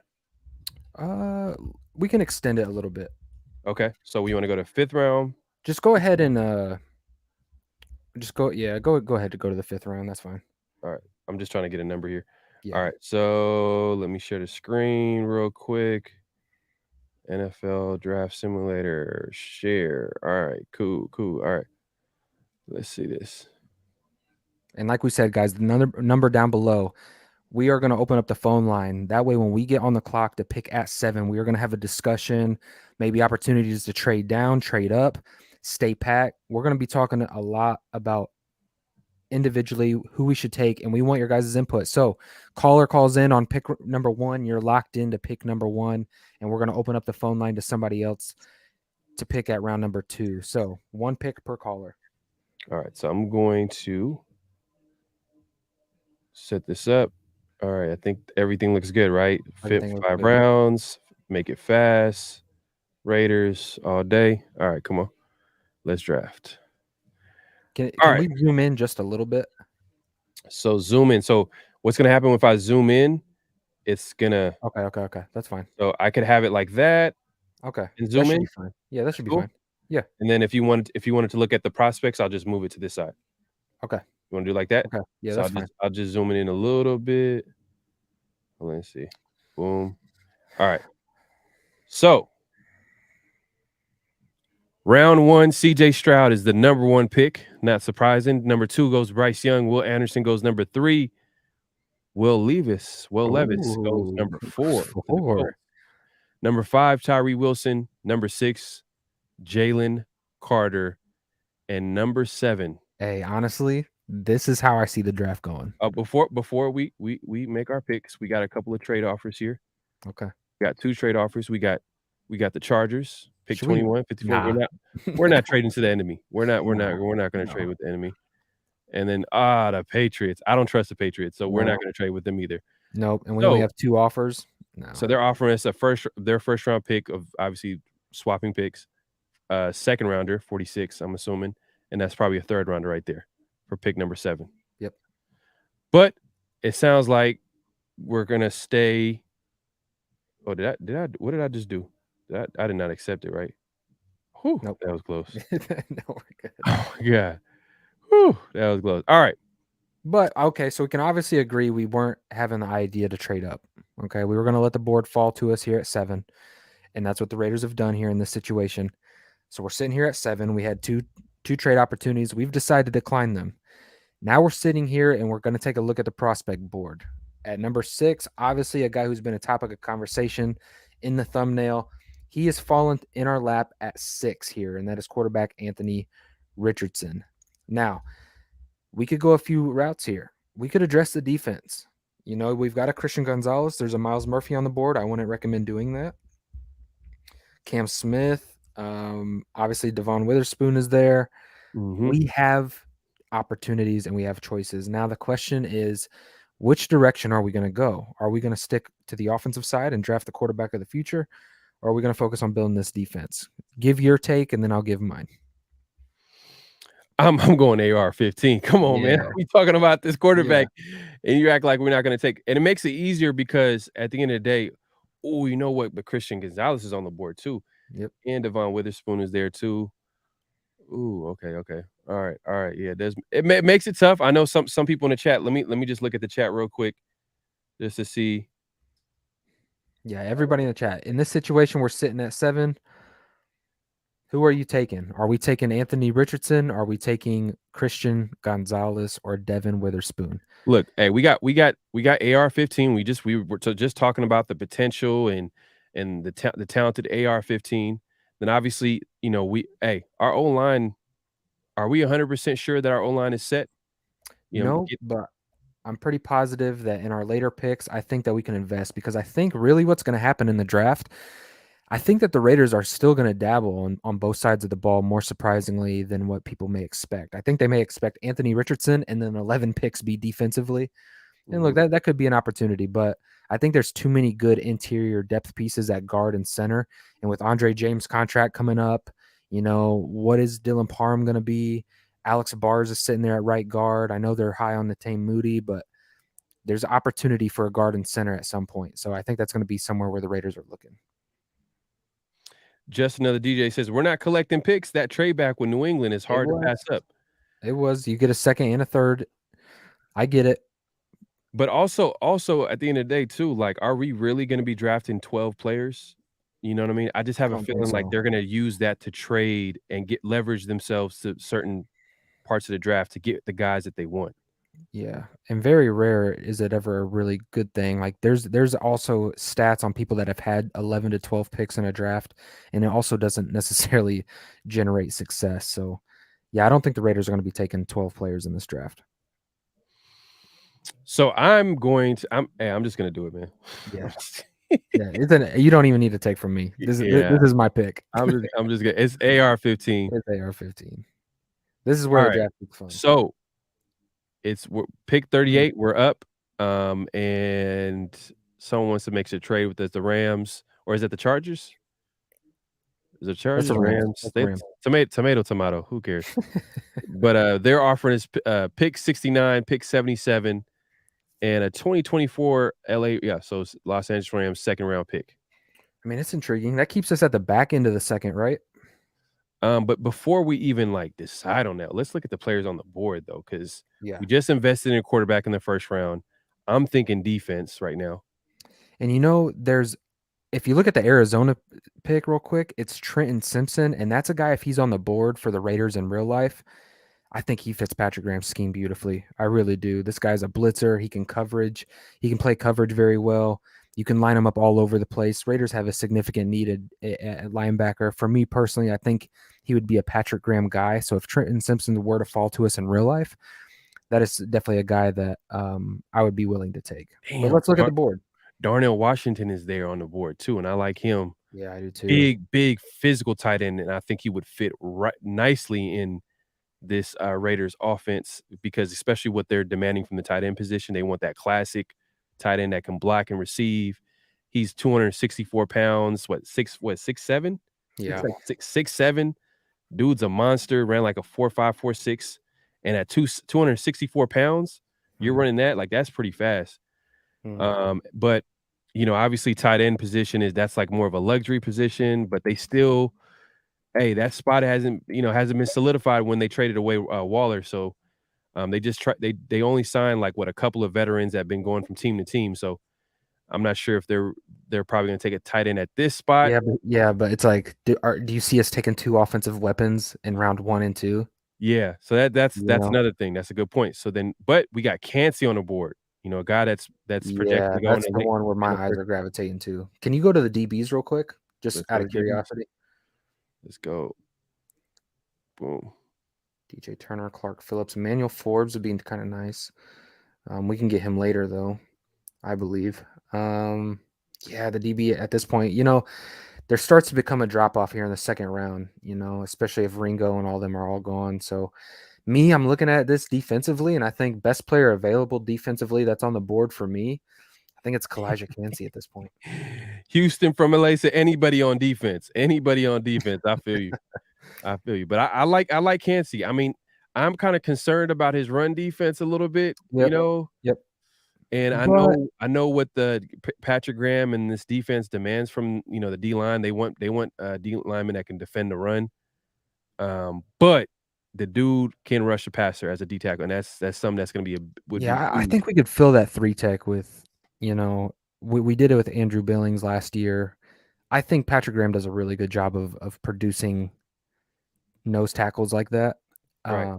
So I think if you take a Cansey, I don't think it's the end all be all. I think you can get a run plugger for nothing. So, I mean, for me right now, I think Cansey is the pick. Let's kind of look at the comments real quick.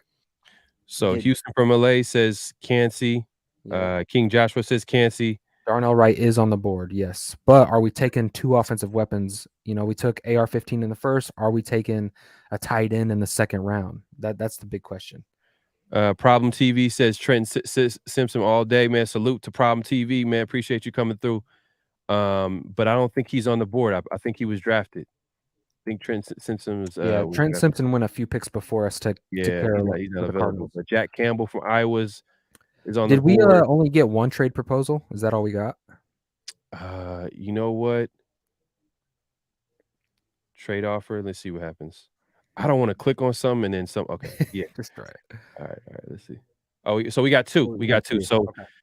So the Rams offer us pick 69 and pick 70. So it's 2 third-round picks and a second from next year for pick 38, and they want us to give up 141 this year, which probably is like a 4th or 5th round pick. Yeah. So next trade That's offer, moving back pretty far. next trade offer is from the Chiefs, the enemy. So I'm not trading with the Chiefs. I just, what, unless they're giving me a first round pick or something, I might think about it. I don't know why. I just don't want to trade with the enemy. But if Yeah. And then I don't think none of these trades look sexy though. No, I would decline this. And then the last thing before we make this selection, because I think I know where we're going to go with it. Can you go to the offensive line real quick just to see who's on the board? Okay. I'm just seeing if a tackle may have fell in our lap. Let's see. Offensive line, tackle. DeJuan Jones. That's be a good one. Is the top. Cody is a good pick out of North Dakota State. Go to the guards real quick. I know they probably won't take a guard second round, but I'm just curious. Steve Avila, Bola Curtis, Daniels. Okay. All right. For me personally, I think I think it's Cansey. Cansey? Yeah. And if you agree, go ahead and make that pick. If not, you can give pushback. Just another DJ says Turner or Forbes, so he's thinking corner. But DJ Ojolari would be a nice one. I like Cansey, bro. I like Cansey at second round. That'd be nice. That would be nice. That's a good addition. Whew. So let's go. Let's see. I wish we could have a poll here so we can best rates two steal. Just take your pick. No trades. King says. Just another DJ says the best right tackle in the draft in round 2 is a steal. Right is projected to go in the first. I don't think Wright was on the board. Lots of CBs, lots of linebackers. Kalijah, defensive tackles go fast. That is a fact. All right. Yeah. So we're gonna make the pick. We're gonna say Kansas here. And Space B says Darnell Washington with the AR-15 is sick though. I'd agree. Woo! I'm telling you, and it's not even with AR-15, just AR-15 though. Like in this offense, what they do with Yeah. tight ends like him, Yeah. they think Gronkowski. You know what I mean? Yeah. Big physical tight ends. He can actually block too. That's what I like. So we're at pick 70, and we got another trade offer. So for pick 87, pick 119, and a 2024 Detroit fourth round pick for pick 70 and 174. Let's see. That's one trade offer. Pick 86. Okay. No, that's the ugly trade. Yeah. No, I think we should take a look at the board first, and then we could always go back. We can kind of like, we could leave them on hold for a second. All right. So we got running back Zach Charbonnet. At this point, let's look at need. So let's look at the linebackers. Let's look at DBs and offensive line, because I think this is where we start looking at needs. We took best player available rounds 1 and 2 in our opinion. Now let's start looking at how we can attack some of our needs on this team. Okay. So you said to go to offensive guard. Yeah, we can start with guard at first. Steve Avila from TCU. Yeah, that would be a decent pick at 66. Actually, that's kind of a steal at 66. I'm not gonna lie. Jordan Patterson, Andrew Voorhees. We can get him later. I can't believe he's still on the board right there. Can you go to center? I'm kind of curious if Joe Tippmann is on the board here. Ooh, Joe Tippmann, center. Okay, so funny story about Joe Tippmann. He went to the high school right here next to my house. He went to Bishop Dwenger. Ended up going to Wisconsin. One of the top graded centers. Fits this scheme like a glove, just tenacious in the run game, road grader, calls out, finds checks at the line of scrimmage, picks up blitzes. He got an extremely high award, which is extremely rare for offensive linemen coming out. Just a true pros pro. This is somebody who I would like to see. I mean, if you took Joe Tippmann, you're pretty much kissing Andre James goodbye. I mean, that's how I kind of see this. And does Parham go back to right guard? Parham should stay at a guard. I don't like him at center. I know that's a topic of conversation. I don't like what I see out of him at center. I want to see him play all those positions in preseason and training camp and all those things just to add value to our interior or offensive line. However, I don't like the projection of him as a center. I would like him as a left guard.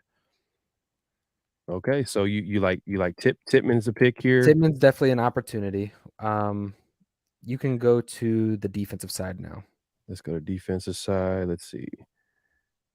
Defense. You got Antonio Johnson. Safety. Keanu Benton, D tackle. Ivan Pace. Eli Ricks, cornerback.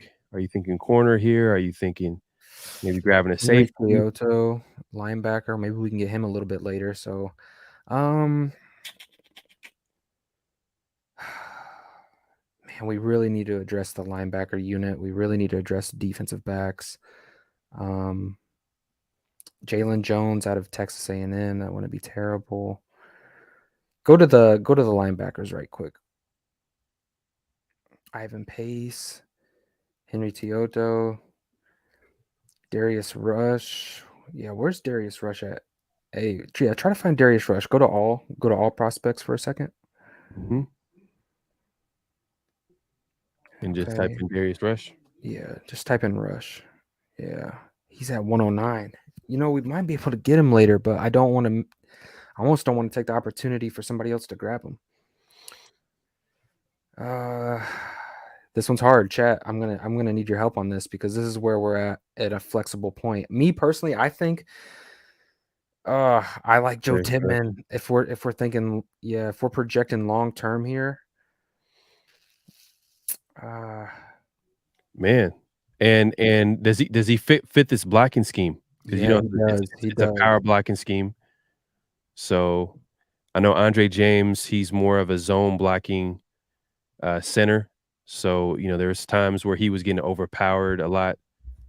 So King Joshua, you're saying get him. He's a Senior Bowl standout. Who are you talking about? Are you talking about Rush? Are you talking about Tippmann? Who are you wanting here? Because we'll go to the chat on this one. Darius Rush. Darius Rush. I mean, he's valued at 109. We could probably get him later, but if this is the pick, if this is who you think is the best player available at this point, linebacker, if there's some good ones out there, or whichever one of DBs. All right, it's looking like Rush. Rush might be the pick. Okay. All right. The chat wants Rush, so we'll take this for the chat right here. Boom, we took Rush just like that, and we at pick. And this is our last top 100 pick. Literally, so we're at 100, and the Patriots, they want to do business with us for some reason. I don't know why, but pick 100, pick 231 for pick 107, and New England 5th round pick next year, 2024. That does not look sexy at all, so we're just gonna ignore that. Or actually, you know what? Was there another pick? There's another trade offer. Let's see. Is that the only one? There's always another one. One more. Okay, so pick 111, and that's future. Nah, that doesn't affect this draft. We're good. Yeah, who cares? Yeah. All right. Okay, so at this point, guys, we haven't even traded back at all. We've kind of stayed pat, stayed true to our board. So yep, I kind of like this. And honestly, right now, I'm looking at the board, and there's some good players on the board right now. So I like where we're at. One, we get to attack the edge in Andre Carter at this point in the draft to land him in a top 100, 89th overall on the board. Yeah, I like it. But I wouldn't say it's necessarily the biggest need. Maybe you're looking at this as maybe, a projection of maybe he could replace Chandler Jones at some point. But if you look at 102 on the board, I mean, you've got Henry Teodo. I like Zan Kuntz. He had a good. You got Zach Kuntz on the board at a talented guy, physically at least. Let's take a look at the offensive line too, as well. Oh, DeMar Overshown is on the board. I might take Overshown, honestly. All right, so look, we'll go to offense and see the top prospects right now. Right now you can see a lot of running backs, some receivers, offensive center right there, tight end. Tight end. I see the Raiders drafting a tight end. It makes sense. They need someone that they can develop. They after trading Darren Waller. Do we take him here? It's a possibility. Let's see. Let's go defense. Let's see who we can get, because we're always looking to upgrade that defense. Let's see here. Andre Carter, edge, linebacker. I really like DeMar Overshown. You like him out of Texas? Yeah, I do. I like him in the scheme a lot. Okay. He's just a heat-seeking missile, man. He can line up everywhere. Okay. How's he as a pass coverage linebacker? That's where he's best at. He's better at coverage than he is at run defense. So okay, this is kind of your pass coverage linebacker. Definitely a need, man. When's the last time we've had a linebacker that can cover? I know it's been a while. So can we take a look at the offensive line real quick? Let's see.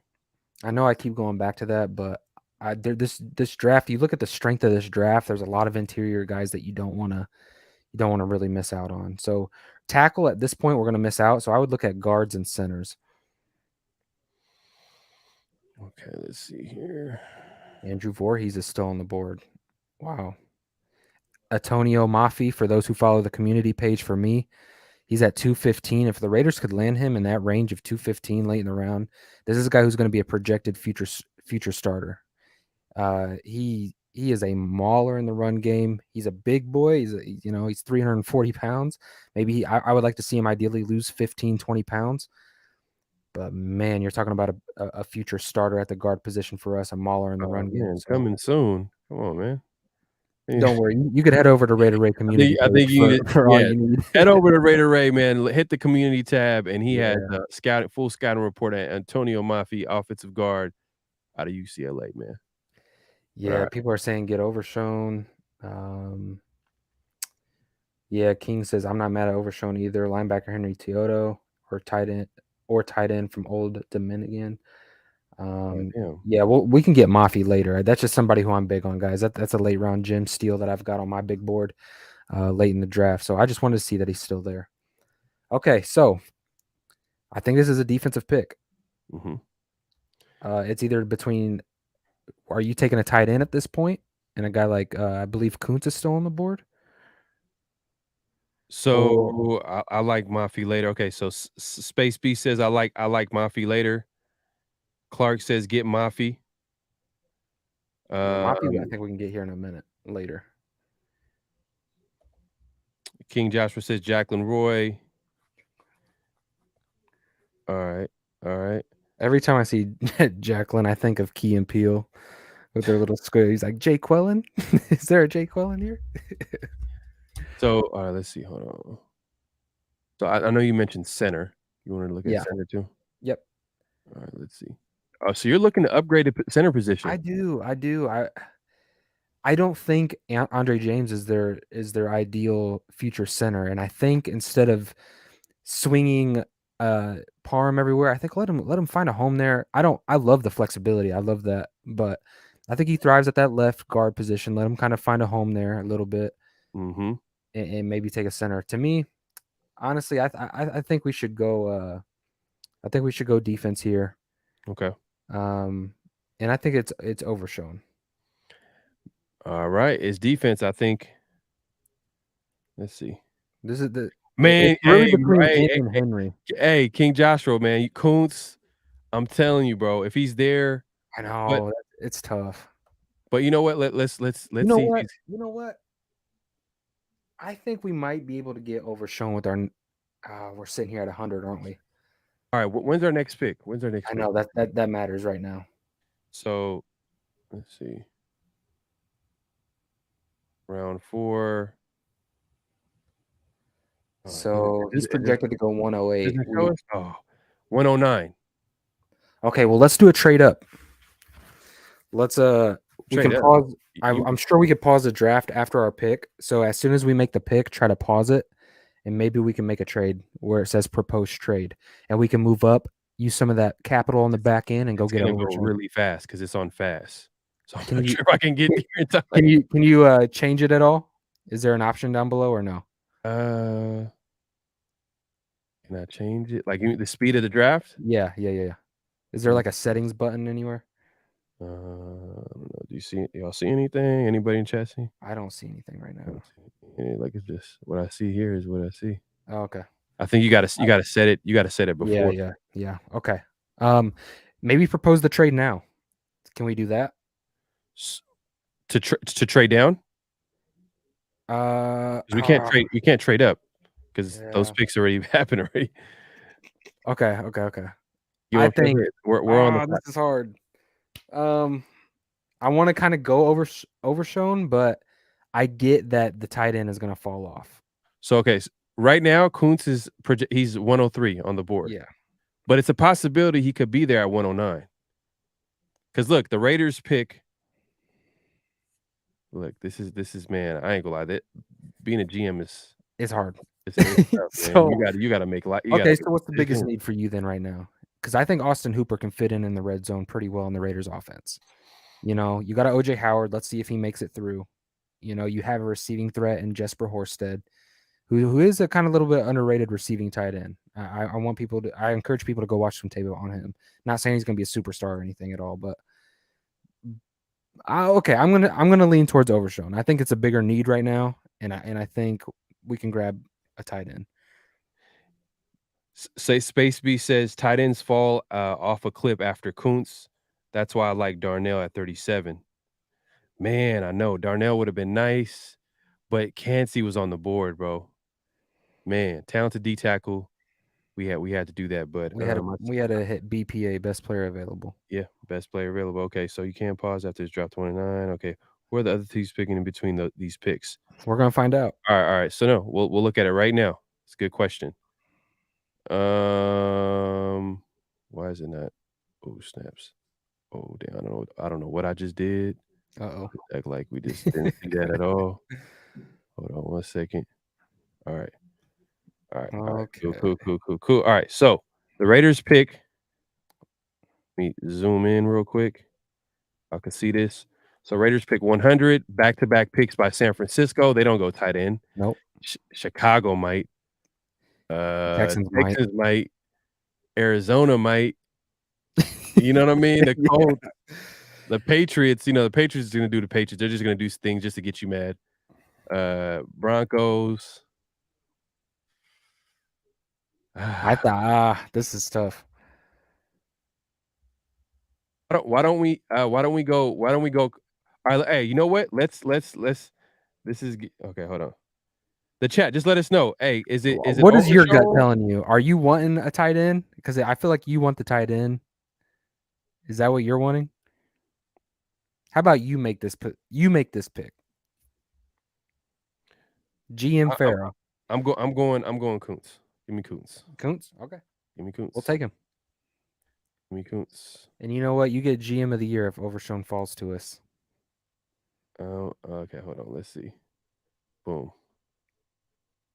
Oh, who did I just pick? Who did I just pick? Did you pick him right?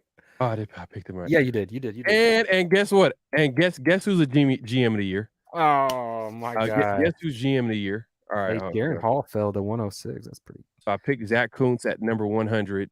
And Farrell out here making moves. Man, sometimes you gotta trust your gut. Trust your gut, man. All right. So look. All right, defense. And then your guy's there, right? Your guy should be there. Overshown, right? Yeah, where's he at here? Oh, did he get drafted? What? Oh, yeah, I spoke too soon. Oh, he got drafted. All right, GM of the year revoked. Where did he get picked at? What? Kuntz, Tyler Scott. Alex They went Austin, Andre Carter, Tanner Pickens, McKee, Pickens, Jaron Hall, Mike Morris. Mingo, Mike Morris. So where is Overshown? Are they out here playing a game? Type in his last name. Yes, there we go. 108, right? So that's Yeah. linebacker. So then why isn't that showing? Oh, right Henry- there. Henry's on the board as well. Ooh, There's some good okay. linebackers on the board right here. All right, now we can pick a linebacker. So who we taking? It sounds like we're going linebacker. Go safety. Yeah. King Joshua says go safety. Let's see who's safety on the board. Yeah, let's see. Jair Brown is on the board. Let's see. Rickman, James, Trey Dean. Go. I think we addressed the safety enough, kinda, in free agency a little bit. Okay. Obviously, nothing like, especially if we bring back like a Deron Harmon or something, which I could see sign a vet minimum. Go. Let's just hit all levels. Hit defensive tackle, edge, linebacker. We'll kind of work our way up. Space B says scroll up on your board. Yeah, that's so we could have seen Overshown. Oh, okay. Got you. Technically, Overshown's my pick right here, but I just want to see that there's not somebody on the board that. All right, so I like Henry. That would be a decent pick here. So let's look at the board right now. Overall, this is what it looks like. Top players left. Ooh, Luke Weipler. Ooh, he's a center. Oh, that's a good pick. And he's valued at 95. All right, when's our next pick? Do you think we could take a center? Offense, boom. Weipler is a good pick. Hey, we do got it. You do He's always best player address the available, in my trenches. opinion. You got to address the trenches sometimes, but hey, your linebacker. I know. Boom. We need it. Our linebackers right now. Have we even addressed the line? Oh, we did. We did get that guy from Pittsburgh, but he's not a coverage linebacker. They're going to give him an opportunity to start. I think Robert Spillane. Yeah, Spillane. Weipler is nice. I'm telling you, this one's hard. If I'm being honest with you, just because I know Andre James is about to be up, right? I would probably go Weipler because you're getting a future starter, and if you can get a future starter that's going to like impact your offense and be like an anchor point of your offensive line for the next 5 to 7 years, I think that's tremendous value. Overshown fits a need, and he is. I like him. Raider Nation 94 says Overshown is okay. He says Overshown's a dog. I like him a lot too. So, am I GM of this one? Because this is a hard pick. This is hard for me. Let me see. Watch tape on Jair. He's everywhere. Okay. Space Pieces. Watch tape on Jair. He's everywhere. So he's big on the safety. King says we got Luke Masterson. I don't know if that's a positive. I don't know if that's necessarily a good thing. Yeah, but he's just saying that we got some players there. But yeah, I get where he's coming from, though. Just another GJ says Ray's trying to make it hard for everyone. I completely understand why he would look at Weipler. No, it's just true though. I mean, you got to think big picture here where we're at in the draft. I think James might be gone. You're paying him $5 million. You could get this guy, probably come in and even play better than Andre James and hold down that center spot for the next, like I said, 5 to 7 years. So, okay, my gut, you guys, I'm gonna take Weipler here. I just think it's the smart pick. I'm not gonna say it's gonna be beneficial to us immediately next season, but big picture wise, I think that this is the best pick. Okay, so offensive center. You're going Luke Weipler out of Ohio State, man. Ohio Yeah. State, man, their O-line is I crazy. know, They got and so to get much him talent here, coming out the draft. I know. It's crazy. All right, so Luke Weipler over linebacker. 'Cause I know you're big on here. Because I say that Overshown. because look at we got 3 You're linebackers going still J.R. here on the Brown. board that I would take. So we got Henry, we've got Overshown, and then we've got Muhammad out of the linebacker out of Utah. All So right, so let's go. Let's draft. yeah, Luke let's go Weipler. Luke. Let's Luke. All right, let's do it. Oh goodness, we didn't have a pick for a minute. Yeah. Okay, all right. So I think we have 2 picks. So we've got 141 and 144 here. All right, let's see who's left. I'm gonna see where Overshown was actually taken. What the hell? Oh damn. Oh, hold on. I think if I do this, yes, there you go. Oh, Washington grabbed him. Yeah. And that was at 121. Yeah. And we drafted at number right there, 109. But look, as you took him, J.R. Brown. I know someone in chat. Yep. I think Space Beast was talking about J.R. Brown. He went to the Panthers. And then Redskins took DeMario, yeah, Overshown went. the Redskins. The Commanders. Henry went at 126. Got you. Oh yeah, to the Browns. All right. All right. So we're at number 141. Let's see who's on the board. Let's go. All. And why is it like that? It's not showing. All right. Okay. Boom, boom, boom. Ooh, linebacker fell in our lap here. One of the 3 that was on the board, so the risk kind of paid off for us. Mood. Is that Diabody or Yeah. Diabody? You click his scouting report real quick. Coming soon. Click your full report. Okay, hold on. Yeah, this is a coverage guy. Hold on. Let's see. Full report. Let's see. Can you see this full report? Yep. You can see it? Yep. It's not even the full report. Where's it? All right. You know what? I think we've been bamboozled. Yeah, we have. Yeah, let's just head back to the board. Honestly, though, I'm looking at the guards and the centers, and I just see names on here that we could just have a nasty front. But I know we need to address the defense. So I think if you had to do it over, would you have taken the linebacker, or just you would still stick with that center? I would have still stuck with it because I just think it's a smarter pick. However, I mean, we still have a linebacker on the board that we could take. He's 6'4", 220. He's more of a cover guy. He's not going to be a dominant run stuffer, but you're kind of getting what you got in Overshown, just not as good in my opinion. But looking at the board,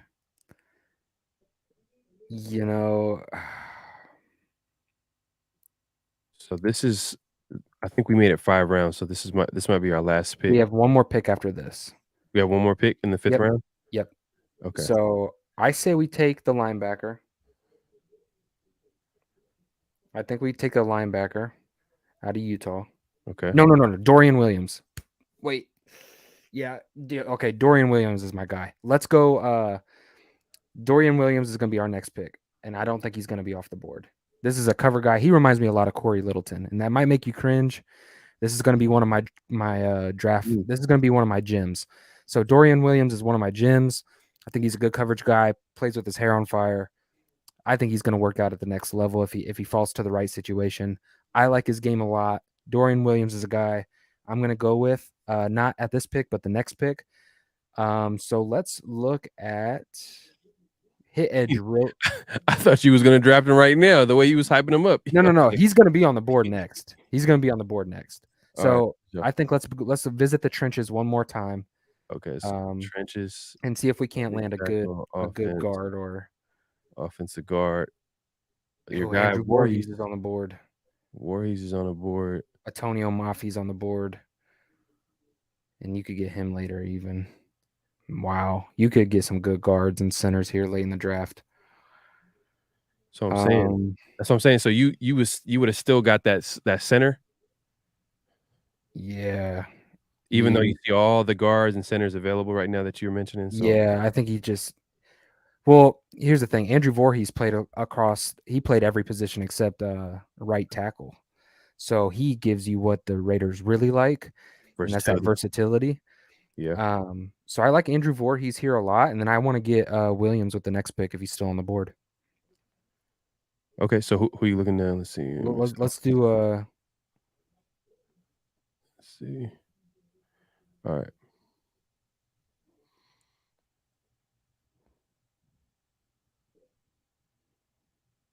You say go defense? Yeah, let's take him. Go linebacker. Yep, go Dorian Williams. I'm going to take him. You're not gonna wait. You're like, I'm getting my guy. Yep. All right, Dorian Williams is the pick. And then, if you notice, our guy fell. Let's go grab Voorhees, and I think that wraps up our draft. Oh, damn, we were like right there too. Whew. Yep. 144, and I think that's the last pick of this 5-round mock draft. We didn't do the full 7. We do it different here. Even if we did, I still think that they're still good. Oh yeah, a linebacker out of Vanderbilt's good too. But I got to be honest with you. I'm probably going to go. Yeah, I'm going to still stick to my gut. We're going to go Voorhees here. Ojamo out of Texas is nice. Defensive tackle. I'll let you do this one. I just did the last one. I got my linebacker. Man, take it over, man. Finish it off, man. Go for the kill. I'm going to go. I'm just going to go. Just another DJ said Voorhees tore his ACL at Combine. Is that true? That's probably. Oh, okay. That's probably why he's dropping. Probably why he fell. Okay. With that being said, we're gonna go linebacker. Where to go? Or no, we're gonna. I could go defensive tackle. I don't want to put too much thought into this. I'm thinking as if my job's on the line here. Let's just go. You can't be wrong either way. Oh man, let's see. Tackle out of Texas. Say it again. Well, you know what? We'll make this. We'll give this to the chat. Hey, chat. Whoever the next name is going to be the draft pick. We didn't get Moody yet. King. He's on the board. Let's just draft Moody. Let's just draft Moody. We're gonna grab a guard anyways. Let's just go grab Moody. We're in the 5th round here. This is a developmental spot. Let's just go get Moody. Go to guards. And right there. UCLA. Let's go get Moody. He's at 215. Go up a little bit. Right there. Mafi. All right. Boom. There you go. Boom. Or he goes 169. We got one more pick. 174. Oh, damn. We got 3 5th-round picks. Damn. Okay.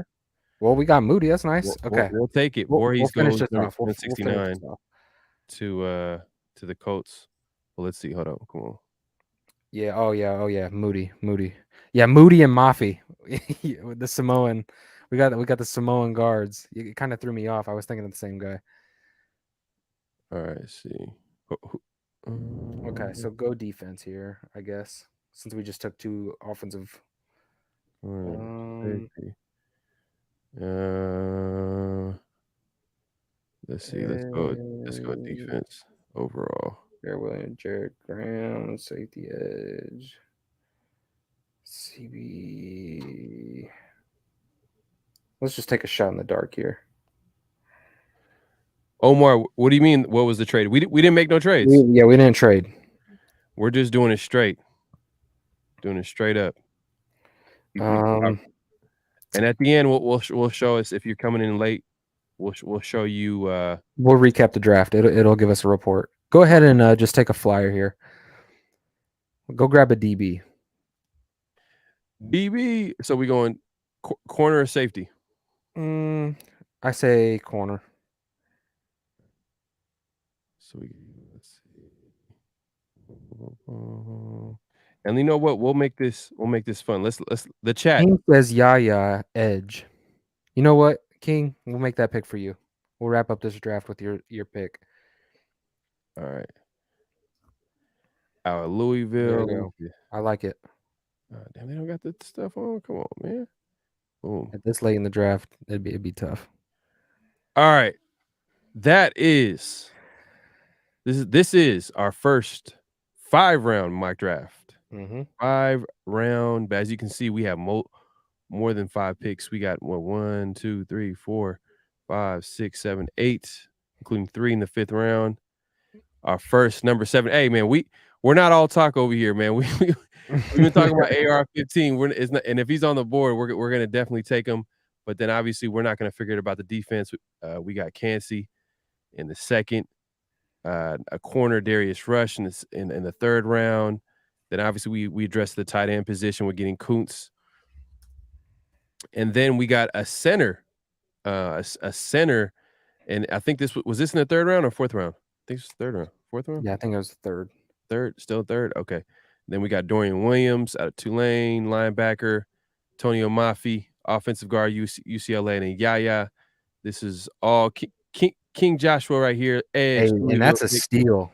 I'm surprised he's on the board right there. Yeah. 8 picks in 5 rounds isn't bad at all. Yeah, I agree, King. Yeah, man. So hey, man, look, hey, we're gonna be doing plenty of mock drafts. I mean, it's like what, less than a month away from the draft. Look at what Space B says. What do you say? And the guy with the Crosby jersey is fired from the war room. Just pick anybody. For real. But yeah, man. Hey, this was a great show, man. Great show. We hit up a lot of topics. Daniel Kim says pretty good draft. One of the better ones that I've seen. Great value, fit, talent, scheme, and need. I agree. That was a good draft. It really was. So yep. We'll do another one. Make sure you guys are tuned in. But hey, you guys, great show. We've been here a little bit longer than what we usually are, but great show. We enjoyed conversating with everybody. King, thank you for the call. Clark, thank you for calling in. Great calls. But make sure you're subscribed to Pharaoh NFL. Make sure you like the video. Make sure you subscribe and leave a comment on your way out if you enjoyed the show. It helps our video and the algorithm a lot. But man, we really appreciate you guys taking time out on Saturday. And if you're catching this on the replay, we really appreciate your guys' love and support. So with that being said, Pharaoh, you got any closing segments? Nah, man. Hey, man, like I said, it's less than a month away from the draft, man. I'm excited. I can't wait for it, man. It's going to tell us a lot about what this Raiders team is going to look like in this upcoming season.